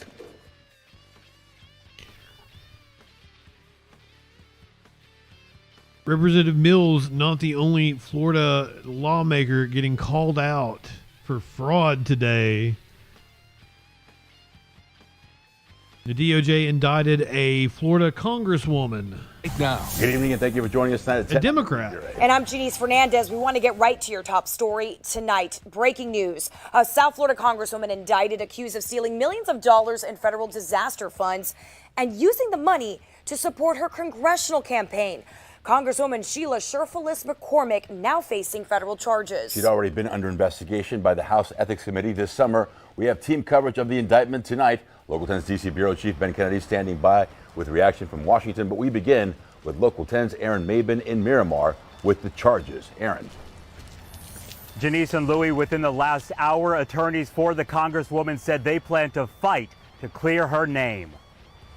Everybody feels like they're under attack. Tonight, a federal grand jury indicting Congresswoman Sheila Sherfilis McCormick and several associates, accusing them of stealing millions in federal disaster funds, laundering the money, and using part of it to support her 2021 congressional campaign. The money we invested was to make sure that we can touch the people in the community, but the money didn't determine this election because most people put a lot of money in the community, in the campaigns, they don't win. Federal prosecutors say Sherfilis McCormick and her brother Edwin Sherfilis ran a FEMA-funded COVID-19 vaccination staffing contract through their family health care company. Prosecutors say in July 2021, the company received a $5 million overpayment. Prosecutors say the group diverted that money and tried to hide it through multiple accounts. The indictment says a large portion of those funds was used for campaign contributions and personal expenses. Prosecutors allege the South Florida Democrat and Nadege LeBlanc arranged additional donations using straw donors, funneling money to friends and relatives who then donated to the campaign as if using their own money. Investigators say the Congresswoman, with the help of her tax preparer, David K. Spencer, filed a false federal tax return, allegedly disguising political spending and personal costs as business deductions. U.S. Attorney Jason Redding Quinones writing public money belongs to the American people. When FEMA funds are diverted for personal or political gain, it erodes trust and harms us all. Attorneys for the Congresswoman writing, she is a committed public servant who is dedicated to her constituents. We will fight to clear her good name. If convicted, the South Florida Congresswoman could face up to 53 years in prison. The co-defendants could also face decades behind bars. We're live in Miramar tonight. Aaron Mabin, Local 10 News. Aaron, thank you. Our team coverage now turns to Washington. Our DC Bureau Chief Ben Kennedy is joining us live with the reaction. Ben. Janice and Lou, the Department of Justice says this action makes clear that no one is above the law and plan to prove their case in court. In a statement, Attorney General Pam Bondi said tonight, using disaster relief funds for self-enrichment is a particularly selfish, cynical crime. No one is above the law, least of all powerful people who rob taxpayers for personal gain. We will follow the facts in this case and deliver justice. With FBI Director Kash Patel adding, this individual and her family allegedly stole money from FEMA and then laundered it through friends towards her own personal benefits, including her campaign accounts. Today, the FBI and partners of the DOJ took action. Right now, Sherfilis McCormick serves on the House Committee of Foreign Affairs. It is also assigned to Veteran Affairs. In July, as Louis talked about at the top of the show, the House Ethics Committee voted to reauthorize an investigative subcommittee to examine allegations involving the South Florida Democratic lawmaker. On social media tonight, Florida Congressman Greg Steube said, tomorrow morning I will be filing a privilege motion to censure Captain Steube McCormick and remove her from all committees. Tonight, back live here in D.C., she does remain an active member of Congress. In fact, she was reelected in 2024. Her current term ends in January 2027. Oh, sorry. I'm totally not over here Googling Nancy Mace.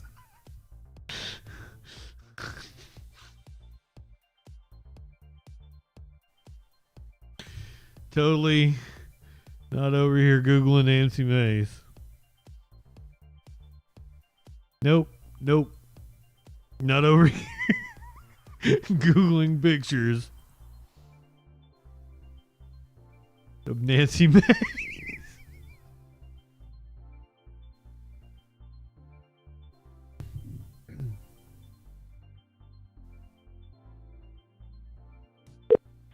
Hey, this is Congresswoman Nancy Mace, proudly serving the Lowcountry, South Carolina's 1st Congressional District. We're eager to serve you. So to talk to a member of our staff, our office hours are 9 a.m. to 5:30 p.m. Monday through Friday. If you'd like to leave a message and have someone call you back, please do so now. Thank you and have a great day. Hey, Congresswoman Mace. This is JustinFREAKIN. I host a show called The Troll Patrol, but don't think of it like that. I'm not trolling you. I'm calling in all sincerity. I've been sitting here looking up pictures of you. I think you're a very attractive woman, and I know that you've had some issues and are currently single, I do believe. Your ex, not a very savory individual, I've heard. I'm a big fan of yours, really big fan of yours. I talk about you a lot, and I'm kind of in the market for a GOP mommy. And you know, in your run for governor, you could use a very supportive man like me. I cook, I clean, I will stand behind you 100% on your run for governor, and be the tree trunk that you can count on, that grounds you. That's a horrible thing. I don't know what I'm saying. I do want to give you a trunk, though. But anyway, Nancy, if you'd like to give me a call back, the number is 917-830-4359. Once again, this is JustinFREAKIN from the Troll Patrol. Have a good evening, Congresswoman Mace.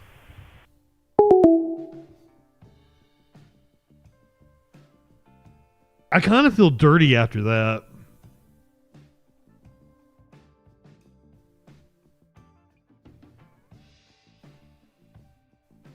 Nancy's telling you to light one up, tip one back.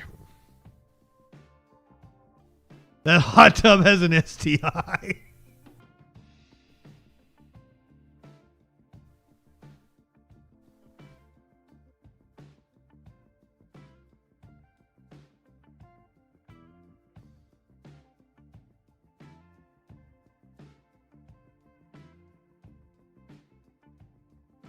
Mace is claiming that her ex is dodging service of her lawsuit. Her ex has filed a restraining order against her. It is messy.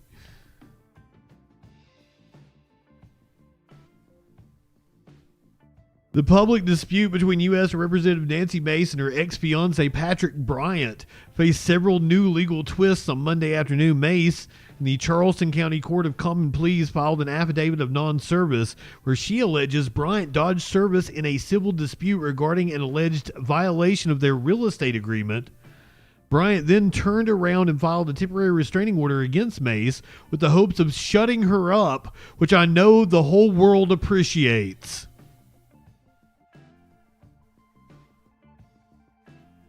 Mace claims that on 5 separate occasions over 2 weeks, process servers were unable to reach Bryant, who was either unavailable or refused to answer the door despite appearing to be present at the location. Meanwhile, in Bryant's filing for a restraining order, his lawyers claim Mace's continued publication of various allegations she makes against him results in irreparable harm. And he's probably right, even if he is a fucking piece of shit, which he probably is. He was dating Nancy Mace.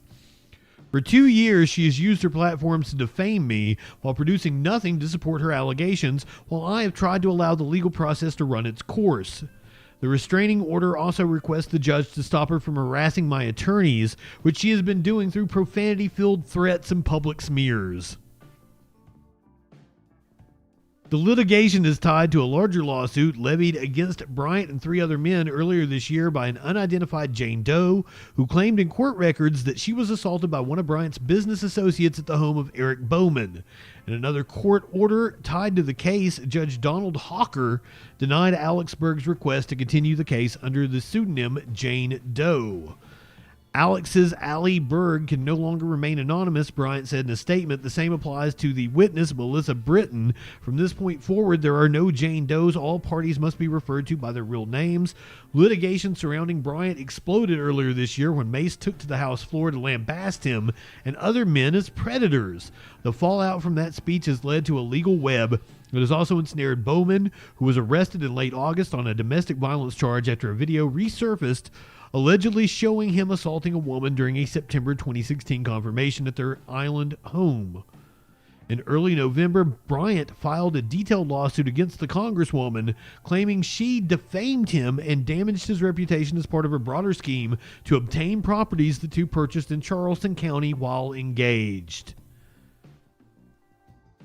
Wow. Nancy Mace is a messy bitch.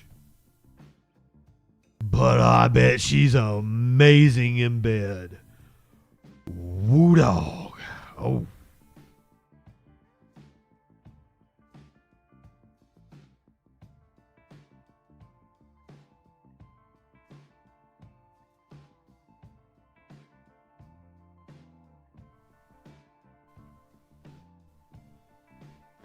You live in sexual anarchy?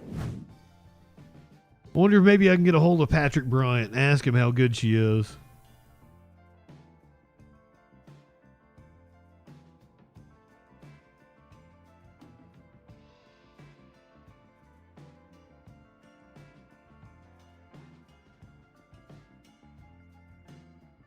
Nancy went on Newsmax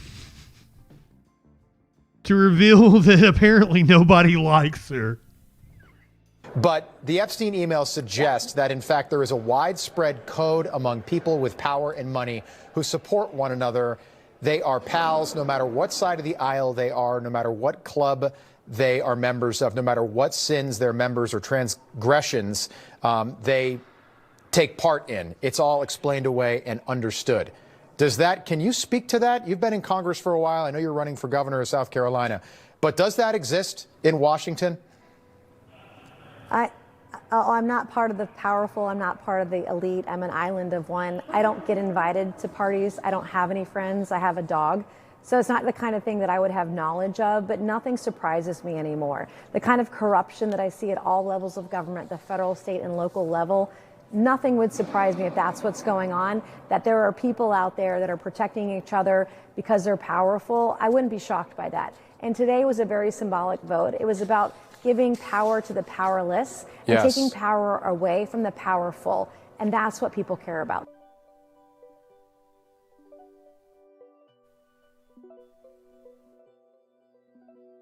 Hey, this is Congresswoman Nancy Mace, proudly serving the Lowcountry, South Carolina's 1st Congressional District. We're eager to serve you. So to talk to a member of our staff, our office hours are 9 a.m. to 5:30 p.m. Monday through Friday. If you'd like to leave a message and have someone call you back, please do so now. Thank you and have a great day. Hey, Congresswoman Mace, this is JustinFREAKIN again. I called you earlier. We just watched your news hit on Newsmax from the other night where you said that you had no friends, you only had a dog, and I started feeling really sorry for you. I want to be your friend. I might also have ulterior motives and want to be more than a friend, but we can start out as just friends, and we can take it from there, see where it goes. Maybe love will blossom. So if you want to give me a call back, the number is 917-830-4359. This is the Troll Patrol Live. My name is JustinFREAKIN. I would love to talk to you. Congresswoman, I'm looking at a picture of you right now. You look lovely. 2 very large reasons to be a fan of yours, Congresswoman Mace. Have a very good evening.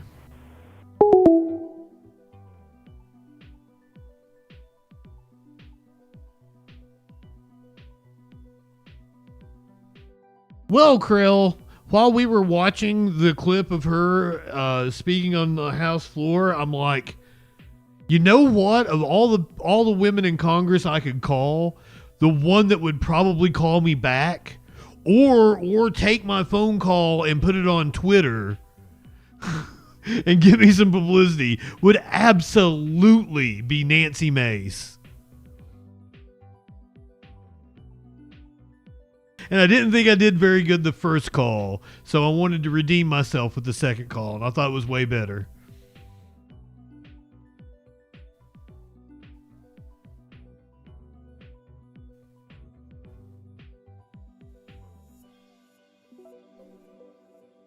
I would gladly give her a titty slap. A titty slap! Give me those titties, Come on now. Give me those titties, I'm sorry. I'm so sorry to subject you guys to this.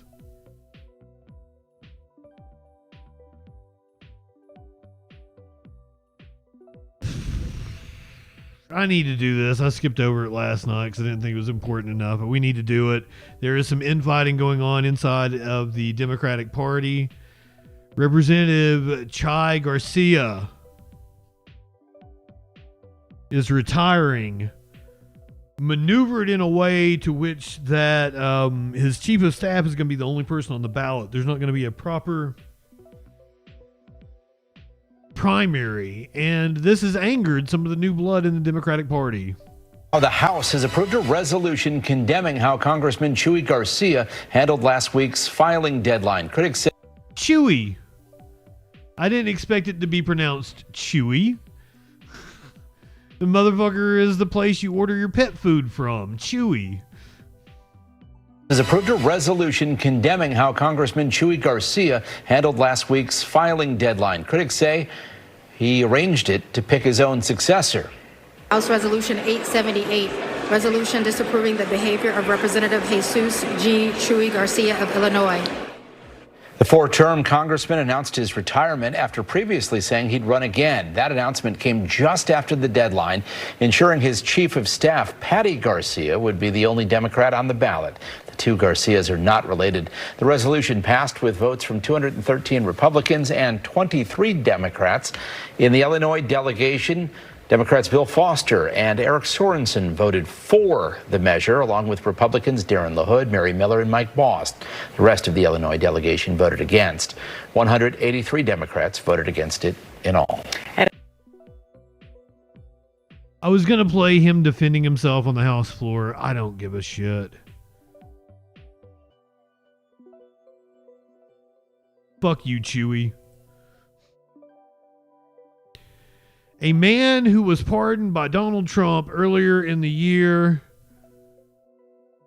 was apparently punched out during a Nazi rally. I love this.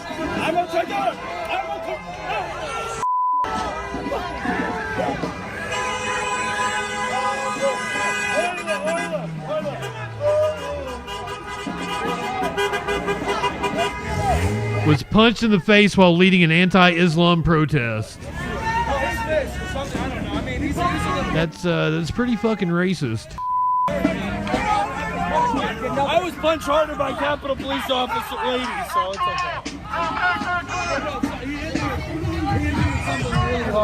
okay. He was punched harder by a Capitol Police officer. Watch it one more time.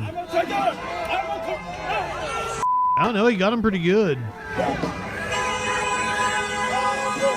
Dude did just wave it off. One more time. Dude punched a Nazi.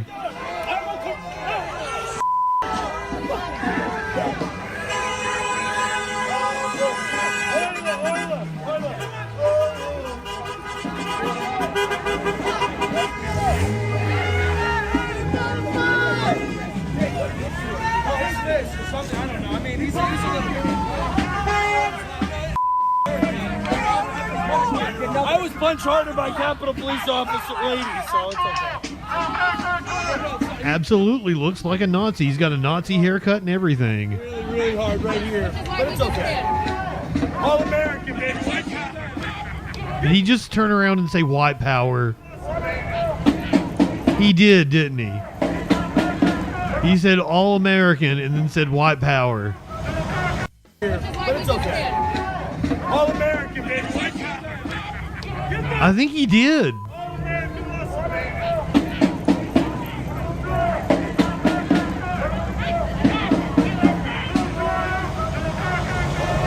All right. Vaccines. You lost. Hey, let me say something. Ow. You're mad because I have more melanin than you. I don't. You live differently. No. Flo, he looks like a blockhead. I play football. The same. You don't speak. There may not be people that can punch hard enough to take him down. The same cuisine. The same dress. Where were the founding fathers from? Cuba, stop. Where were the founding fathers? Okay, that's good. Where did the Constitution say? We don't have the same culture. It's very simple. You don't dress like we do. You don't eat the same food. You don't speak the same language. You don't have the same God. You don't have anything to do with us. Brother. I'm an atheist. I don't believe in any of that bullshit, but I am educated enough to know that Christians and Muslims worship the same fucking God. They're both the God of Abraham, you dumb motherfucker. You probably don't know that Jews worship the same God, do you? You probably have no idea that Jesus is a prophet in the Muslim faith, you dumb motherfucker. This is why I call right-wingers fucking morons. Your place. No, I will come visit you. What's the Constitution say? Believe. I condemn that. I condemn Israel. I condemn Iran.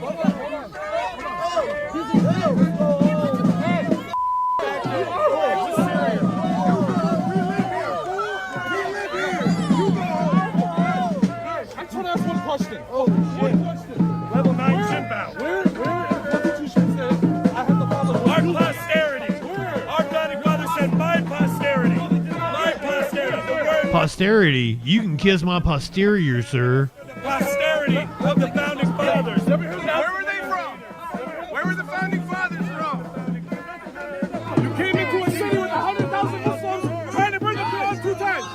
Muslims and Christians have lived amongst each other for thousands of years. There's over 1,000 churches in the Middle East. None of them have been touched by two Zionists. Two Zionists are here to divide. This is how you spread Christianity? I have to come off my neighbor. This is my home. I have been like 4 generations here, my man. My great-grandfather came here in 1890. I'm Lebanese American. I'm American before I'm Lebanese. Lebanon's a Christian country.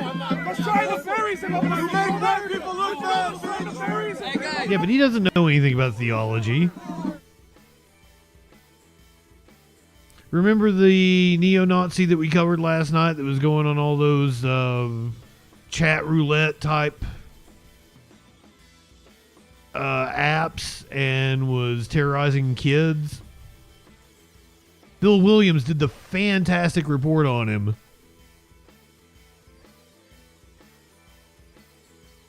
Wait, did he play for the Chicago Bulls? Soul is Death, welcome in. Or are you making a joke and I just don't get it because I don't know anything about basketball players?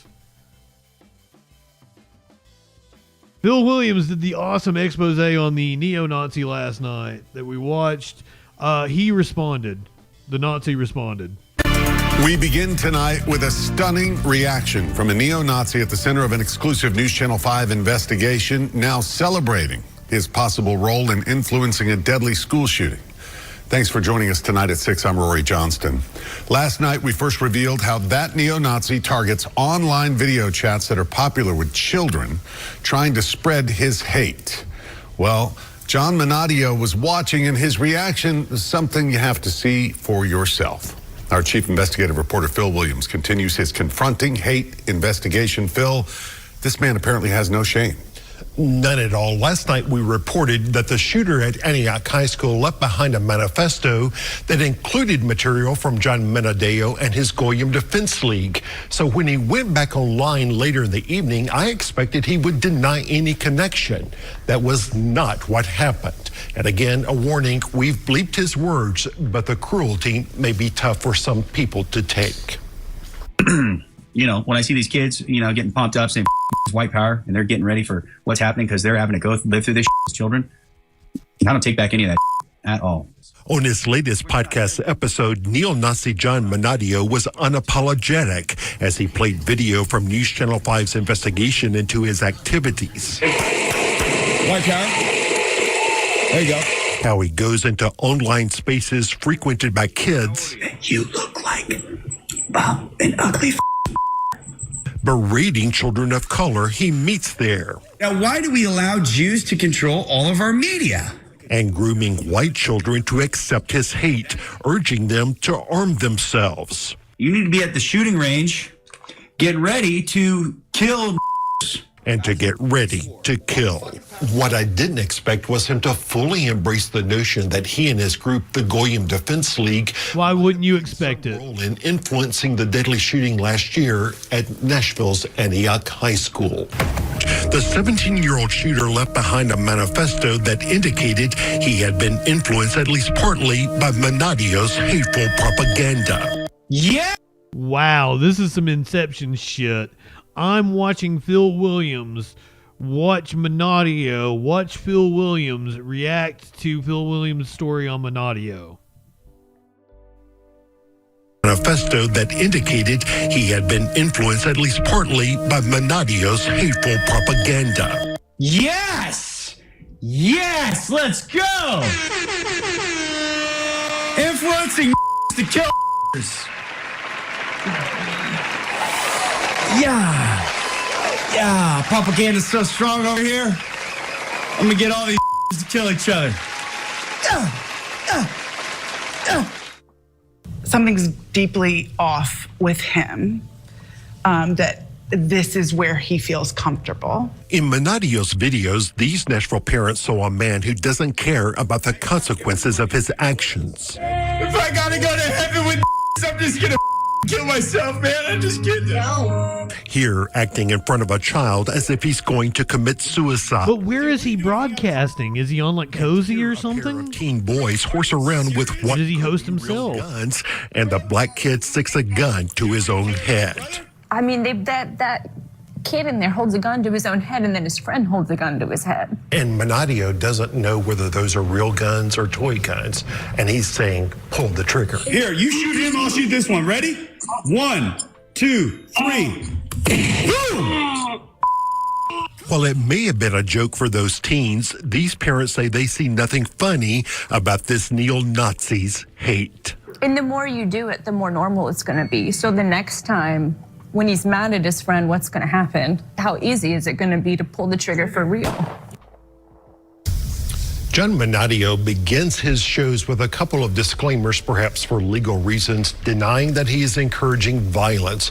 But as you saw there, well, I'm sure for legal reasons. No problem celebrating it when it does happen. Yeah, I'm not sure about that disclaimer, Phil. I think it's worth touching on for parents who may not have seen part 1 last night. Explain where he's actually interacting with these kids. Yeah, it's in these roulette-style video chat apps where people meet strangers. One is called Oh Me TV. Right. Another is called Monkey.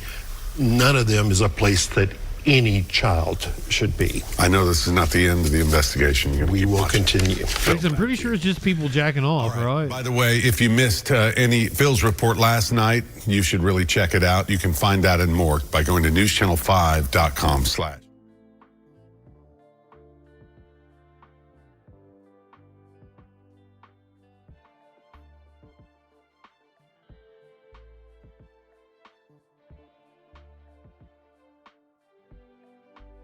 Just to revisit a topic from earlier. Hi, Nancy. Showing a little leg there, Nancy. What the?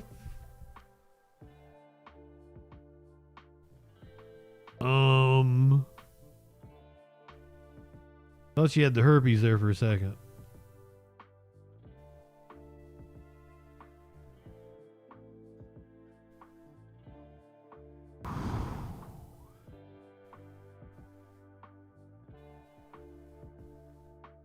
Millions of peaches.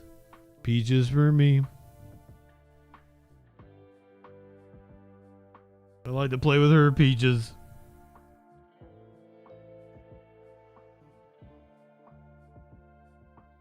Nancy Mace doesn't have any friends. And apparently neither does Representative Tim Burchett. Congressman Burchett. Not endearing himself to very many people. Security footage from Representative Burchett's house captures 2 people pissing on his driveway.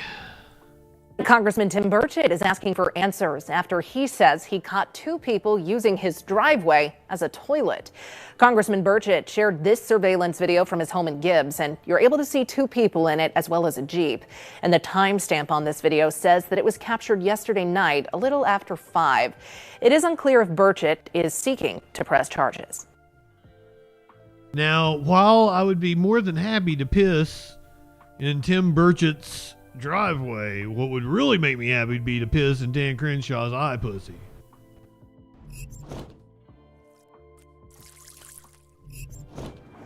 Just saying.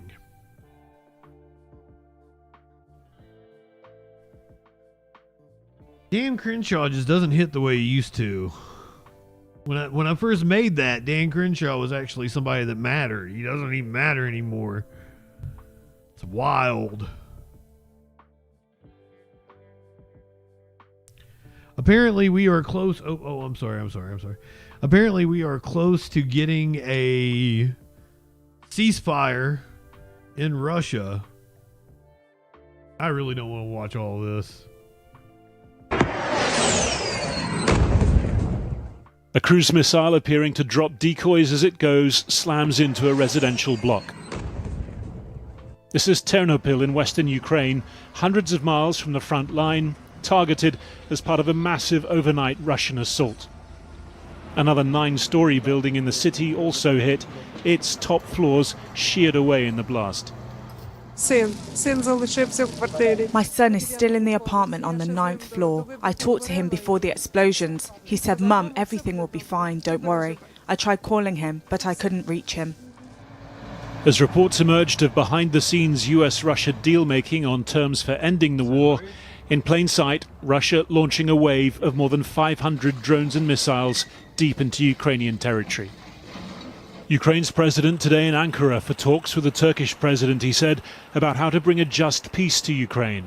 But indications that he'd also meet the US envoy Steve Witkoff here were scotched at the last minute. The US news site Axios instead reporting that Witkoff held days of talks in the States last month with his Russian opposite number Kirill Dmitriev, drafting a 28-point plan in which Russia felt its position was heard. Witkoff, whose critics have called him naive in his dealings with Vladimir Putin, apparently no expert in the use of X, appearing to confuse a public reply with a direct message, suggesting the reporter must have got this from K, as in K for Kirill, the post since deleted. Many processes have now been activated. We're trying to ensure that all activity is directed towards peace, towards a dignified peace and a guaranteed security. Reuters today reporting the plan outlines a reduction in Ukraine's territory, weaponry and armed forces, a hard sell at home, even for a president at the height of his authority. And Zelensky is arguably at his lowest. The Kyiv parliament today voting to dismiss the justice minister and the energy minister for their alleged roles in a $100 million corruption scandal. The alleged mastermind, a former business partner of the president, reported to have fled to Israel. And what of Ukraine's European partners? Poland blaming Russia for a sabotage attack on its rail network as expelling some Russian diplomats and announcing a deployment of up to 10,000 soldiers to help defend national infrastructure. Here too, promises of more robust action after a Russian spy ship that maps undersea cables was again spotted off Britain. We deployed a Royal Navy frigate, an RAF P-8 planes. You have a poll in the chat for what to watch after the news. Vessels every move, during which the Yantar directed lasers at our pilots. That Russian action is deeply dangerous. Friggin' lasers. Donald Trump has before protested when Russia has killed Ukrainian civilians after talking peace with American diplomats. Now it seems no such qualms in a push to end the war on terms Ukraine has always rejected. Well, a little earlier I spoke to the Defense Secretary John. I think we got what we needed out of that. What they didn't cover was Putin meeting with this dancing AI robot. Уважаемый Владимир Владимирович, приветствую вас на нашей конференции «Путешествие в мир искусственного интеллекта». Наша страна должна обладать целым комплексом собственных технологий и продуктов в области генеративного искусственного интеллекта. Прежде всего, это, собственно, национальные языковые модели, как фундаментальные, так и малые для конкретных отраслей. Весь спектр таких... So I guess I should be translating. Our country must possess a whole range of its own technologies and products in the field of active artificial intelligence. First and foremost, these are national language models, both fundamental and small scale for specific industries. The entire spectrum of such models must be trained and fully controlled by Russian specialists at all stages, including final product verification.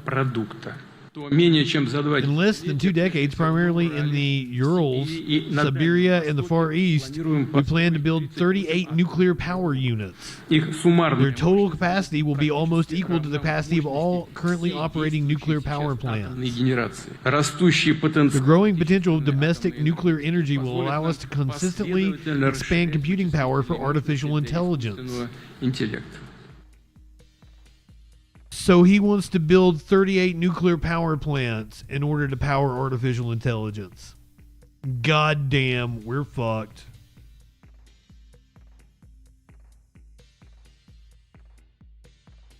I hate it here. I hate it here. There is a poll in the chat for what you want to watch after we finish up the news here in about probably 10-15 minutes. We're heading into the crime portion of the show. This next one is pretty graphic. We talked about the woman who was set on fire yesterday in Chicago. I think we at least have pictures of it now. U.S. Attorney Andrew Boutros described Lawrence Reed, Boutros, golly. Criminal history who has had plenty of second chances until today, confirming that Reed is the same person who was charged with setting a fire outside of the Thompson Center back in 2020. Now, the 13-page criminal complaint that was released in advance of today's hearing contained several screenshots taken from the CTA surveillance video of the NC. Honestly, wasn't expecting police chase to run away with it. To determine that this was an unprovoked attack and to decide to charge Reed in federal court. The single charge is one of committing a terrorist attack on a mass transportation system, and it appears that it is the life sentence that it potentially carries with it that led the U.S. Attorney's Office to charge him with it. Andrew Boutros describing the chain of events and the aftermath of this event that took place Monday night on the Blue Line train as the train was approaching Clark and Lake. This young woman was on her phone, going through her phone, minding her business, when Mr. Reed approached her and began throwing gasoline on her. Perhaps people were afraid to get involved, but what we could say is, even as she was on the ground trying to put herself out and is rolling on the ground, desperately trying to put out the fire, no one came to her aid until she was able to get off the train and to the platform. And when she finally stumbled down, 2 Samaritans came and put out all the blaze that was all consuming her. He didn't say good Samaritan. He just said 2 Samaritans. So that leads me to believe that they're from Samaria. Just 2 Samaritan people. Now, getting through this afternoon, because it is a place, itself a challenge. Reed walked into the courtroom, his face covered from the nose down, immediately started speaking up, saying, I plead guilty multiple times, then saying he did not want to speak. Oh, you don't see the poll? Yeah, there's a poll there, I think. People voted. The judge did order Reed to undergo a complete physical and mental evaluation before his detention hearing that is scheduled to take place on Friday, and it is where the decision will be made whether to keep him jailed pending his trial. I thought it was weird, the 2 Samaritans. I think Samaria is still a place, right? Did Israel pave it over, put up a parking lot? Ooh, bop, bop, bop. Tonight, a growing hunt for former Olympian Ryan Wedding. Authorities now offering 50. Oh, wait a minute. Is this a manhunt? Any tip that could capture the alleged drug kingpin. Ryan Wedding is a modern-day iteration of Pablo Escobar. He's a modern-day iteration of El Chapo Guzman. The former snowboarder facing new federal charges in the FBI's Operation Giant Slalom, accusing him of ordering the murder of a federal witness in Colombia, testifying on Wedding's alleged role running a massive transnational drug ring. The witness was gunned down in a restaurant in Medellin before he could testify against Wedding. The DOJ announcing 10 arrests in the murder plot, but say the 44-year-old remains at large in Mexico, protected by the powerful Sinaloa cartel. who authorities say he worked closely with to traffic an estimated 60 tons of cocaine. What did he do in the Olympics? Los Angeles each year. It's killing our kids. It's killing our friends. It's killing our relatives. And well, hide your kids, hide your wife. For a tremendous amount of that horror. Canadian rider Ryan Wedding, who competed at the 2002 Winter Games for Canada, was added to the FBI's 10 most wanted last March. So far, federal authorities have indicted 35 suspects, seizing over 2,000 kilos of cocaine, $3 million in cryptocurrency, and $13 million in assets. Tonight, the Attorney General says Mexican authorities are helping. I hit it too soon. Investigation. Morgan joins us now live. Morgan, we saw a lot of images there of this man. Officials say Wedding may have changed his appearance. Yeah, Tom, that's right. Since hiding out in Mexico, authorities say that Wedding may have changed his hair color or altered his appearance and may also be going by several aliases such as El Jefe Giant or even Public Enemy. Tom? El Jefe Giant. And remember, stay updated on breaking news and top stories. Shut up, llama. We want Lester back. Or watch live on our YouTube channel.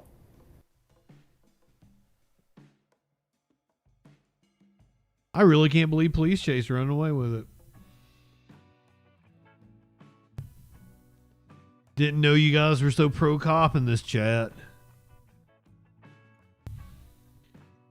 A officer in Albany is defending his, or a police chief in Albany is defending his officer's detainment of a suspect. Tonight, Albany Police Chief Brennan Cox briefing the Common Council on a violent arrest back in November. Zach Richter was at that meeting and joins us live outside City Hall right now. Good evening. If you're on Twitch and haven't voted in the poll yet, check the chat. You got a couple more minutes. Cox says he completely understands the community concerns and the Common Council concerns over this. Get them votes in. He says an investigation is ongoing now, an internal investigation, not because of the traction the story has gained, but because of what a supervisor saw that night when reviewing the video.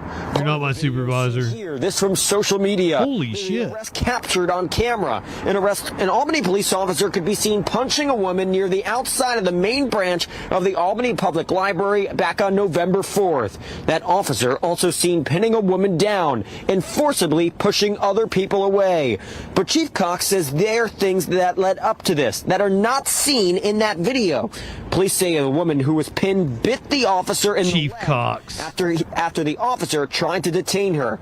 Chief Cox tonight giving the Common Council an update on Police Chase barely edging out the Simpsons right now. This includes interviewing witnesses, both internal witnesses and external witnesses, and reviewing things like video, both our own video and video that includes video we do not have control over. I need to have a full investigation to take place. I want that investigation to be transparent, but I also need to make sure that there's due process that's going to take place. And we need to make sure that that balanced approach, Chief Cox, and that's what we're doing. The woman who was arrested here is facing multiple charges, and the board that normally investigates these things from the Albany Police Board is currently not holding public meetings. That's the Albany Police Community Review Board. That's because multiple of its members resigned abruptly last October, but they still say they're going to be very active in this investigation. We're live in Albany tonight. Zach Richter, News Channel 13. But just to be clear, I am genuinely attracted to Joni Ernst. That's the reason why she was the one I kept calling. But it dawned on me earlier, like, Nancy Mace might actually respond to you. Nancy Mace may put you on blast on Twitter. You should totally call Nancy Mace's office. Nancy Mace may call the cops on you. Nancy Mace is fucking crazy. So expect a couple more calls to Nancy Mace over the course of the next couple of weeks. Gonna try to get on her radar. Cause fuck, it may be just her answering it in her office. She may not even have staffers. Call me back personally tomorrow night.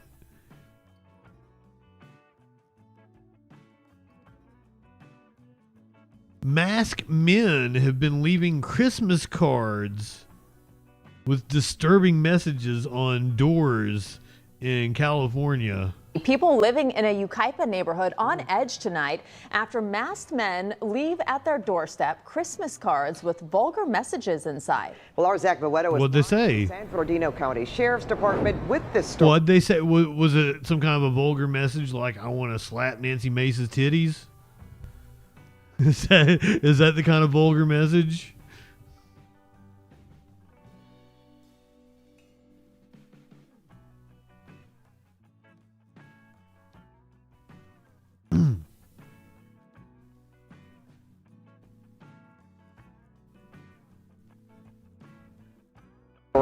And you'll see it only on CBS LA. Zach.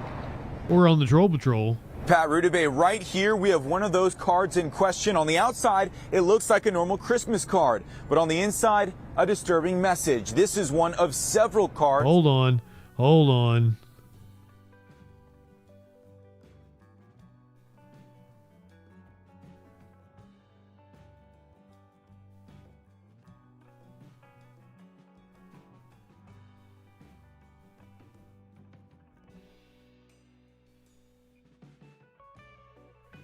Santa, I want the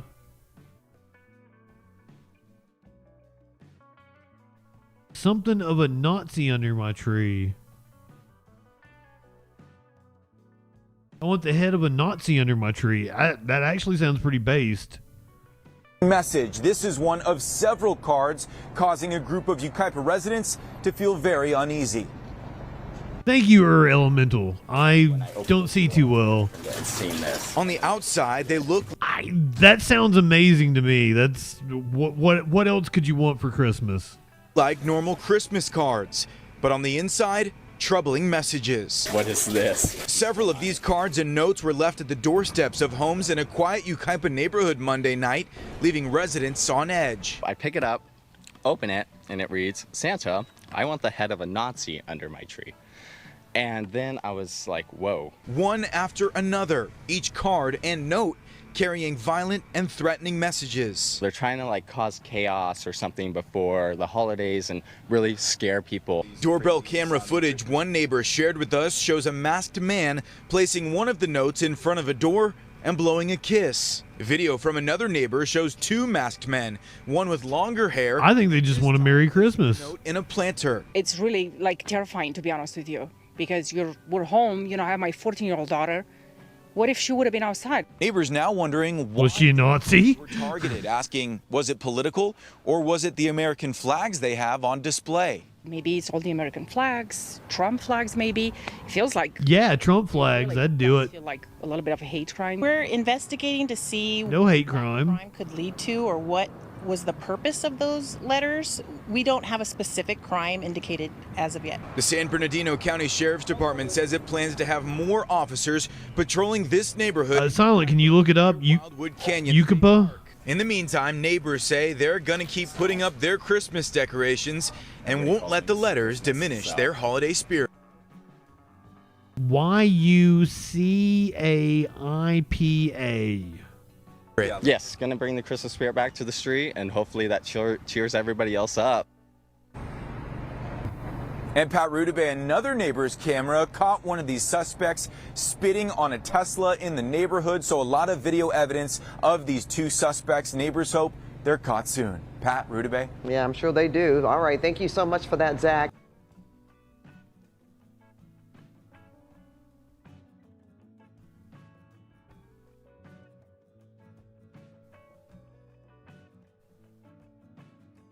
Look at their local officials, try to see what they're... Reddit says it leans red. There are quite a few hard right conservatives in the area that are outspoken.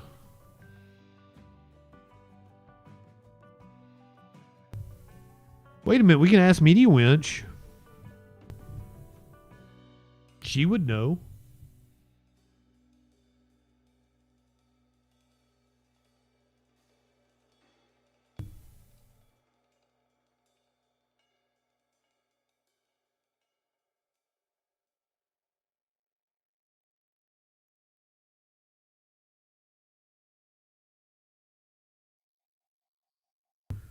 She would be exactly the person who would know the politics of Yucapa?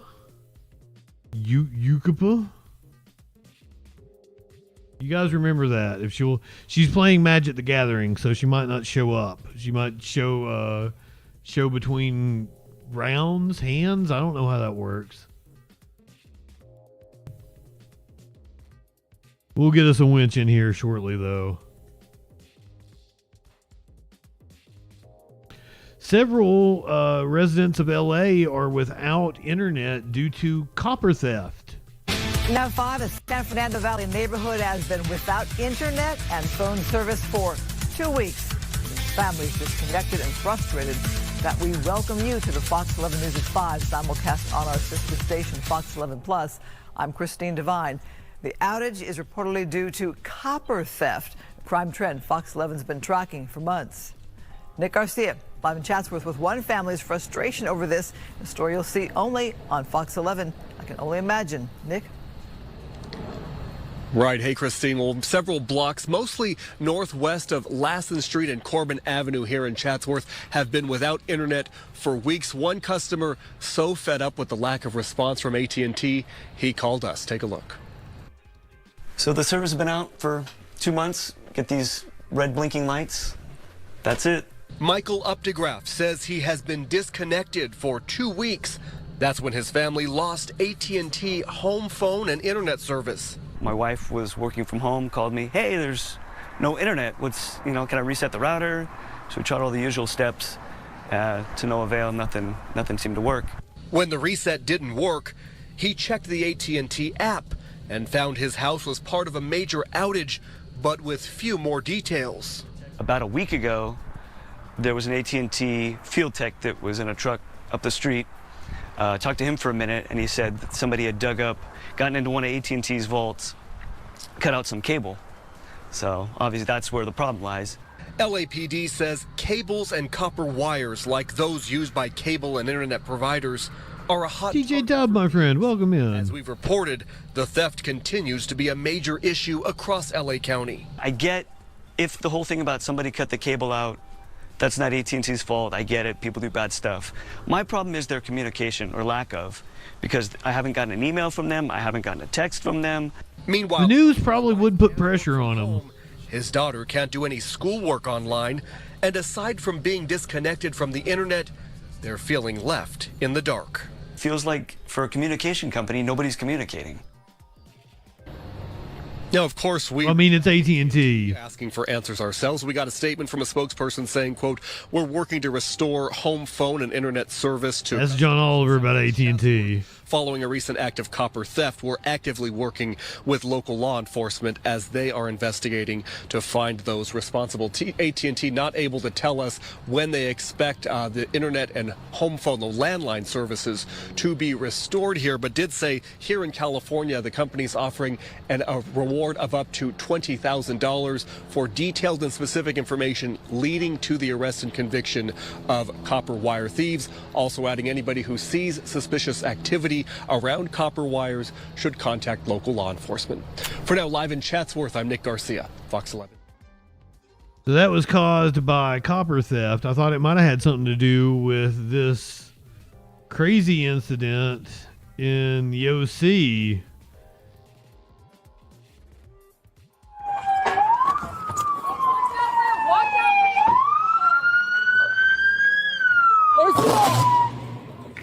Get back! Get back!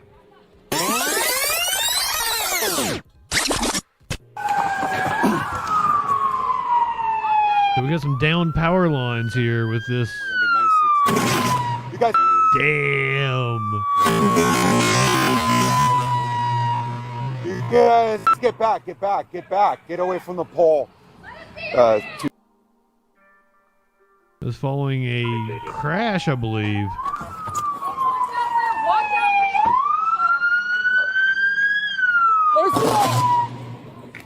Get back! Get back! 263 Sam, I'm with them. We're gonna be 960. You guys.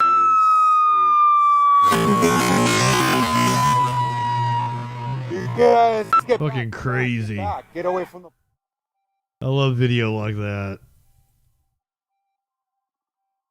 Off of Hermosa Beach. Something's going on causing the water to bubble up. It's so big, you can see it from shore. So what is that bubbling up under the water off so? Oh, that's a gas leak or something, isn't it? Getting calls about this coming to the oil desk. leak. Some calls to get some answers. Mike, what did you find out? Yeah, so it's not an alien. It is also not whale flatulence, as some people on Facebook indicated it might be. This is what's bubbling off the coast of Hermosa Beach. It has been causing some stir for residents. What is it throughout then? the last couple of days. They see it from the shoreline. If you don't know, you can't rule those two things out. Bo, who actually went out there and flew a drone over the top of it. Now, I want to show you some more video here, and we'll start with what Bo shot. Bo Bridges shot from the shore, where you can actually kind of see the water kind of moving about out there. That's what Bo Bridges is Nash Bridges' son. A much better look at it, and it's this. It's just water that's bubbling off off the sea floor here out on the Pacific Ocean, and here's some still photos of it. But it had a lot of people actually generally wondering what is going on out there. So much so that some people took paddle boards out there. We've also heard that other people swam out there. Well, today we were releasing the Kraken at the bottom of it. I want to show you some video from SkyCal. SkyCal gets there, and we look just off the coast here, and we see this boat. Well, we were able to figure out who operates the boat, and I called the contractor. What this is this is underwater fiber lines that run from the West Coast all the way to Asia, and what they're doing is they're cleaning them out, and in the process of cleaning them out, they blow a lot of air through the lines, and that's what causes it to come through and then bubble up to the surface. They're doing this because Meta is apparently about to rent some space on this line, and they need to have room to add to that. So they'll be back here in the spring, I'm told, to get that work done. There you see some of the divers that have gone down there, but it really did. And if I want to come up here, Dave, I want to show them this. This is this kind of sophisticated network of underwater fiber lines. Of course, I went down a rabbit hole after I learned about underwater fiber lines, and I was really surprised to see how much actually exists across the world. Now, what's also funny though is I want to show you this. This is the photo that, of course, that we have seen that's gotten everybody kind of worked up about it. But I want to show you what Bo sent us. So Bo is hosting at his Bo Bridges Gallery tomorrow. They have a tree lighting ceremony, and there they'll be serving wine from Zaca Mesa Winery, and they've partnered with them to make this, which obviously you can see is an alien and a submarine right near the mystery spout. They've made that a wine label. They'll be serving that wine tomorrow at the tree lighting ceremony. So while everyone was kind of really freaked out about it at first, it's turned into kind of a fun little thing that's gone on down there in Hermosa Beach. But no, not aliens.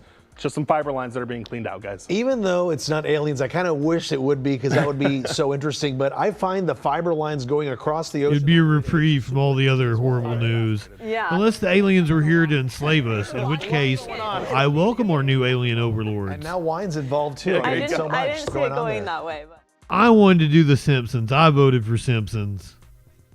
We're doing a police chase of music after the news. This is your last story for the night, so you know what's coming at you.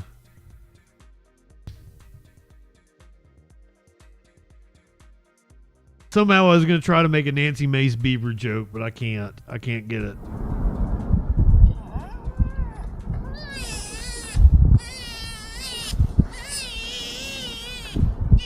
And so we got a call into our public hotline about a sea otter pup who had been likely separated from its mom.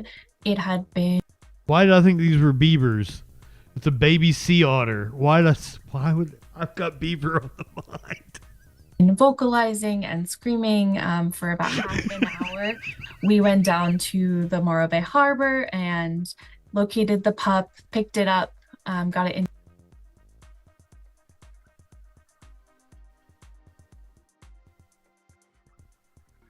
I would sign that card, the necrophilia card for Nancy Mace. She can use my body after I die.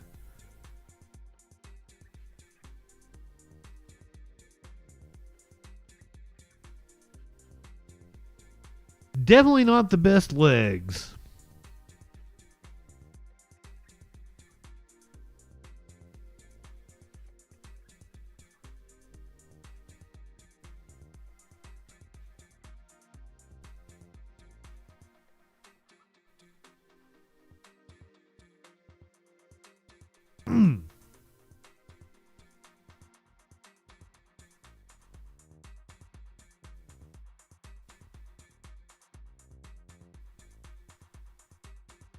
I had no idea that she had big old boobs.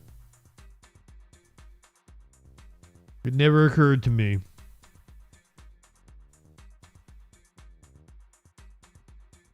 Was not aware of this. Into a carrier where it was safe. Hey.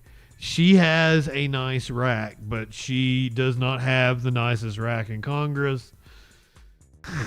You all know who I'm getting ready to show you. That is the nicest rack in Congress. I'm going to die on this hill.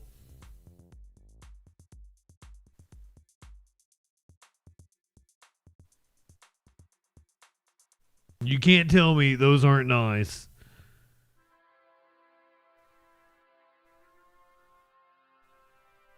A titty slap! Come on now. Right, enough with the titties, back to the beavers.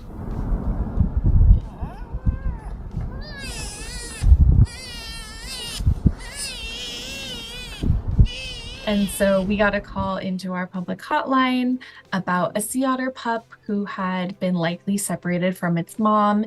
It had been vocalizing and screaming for about half an hour. We went down to the Morro Bay Harbor and located the pup, picked it up, got it into a carrier where it was safe and contained. Made sure it wasn't overheating. They can overheat when they're taken out of the water really quickly. And then we got a 1 minute long recording of the animal vocalizing. So we can take that recording and play it on a Bluetooth speaker.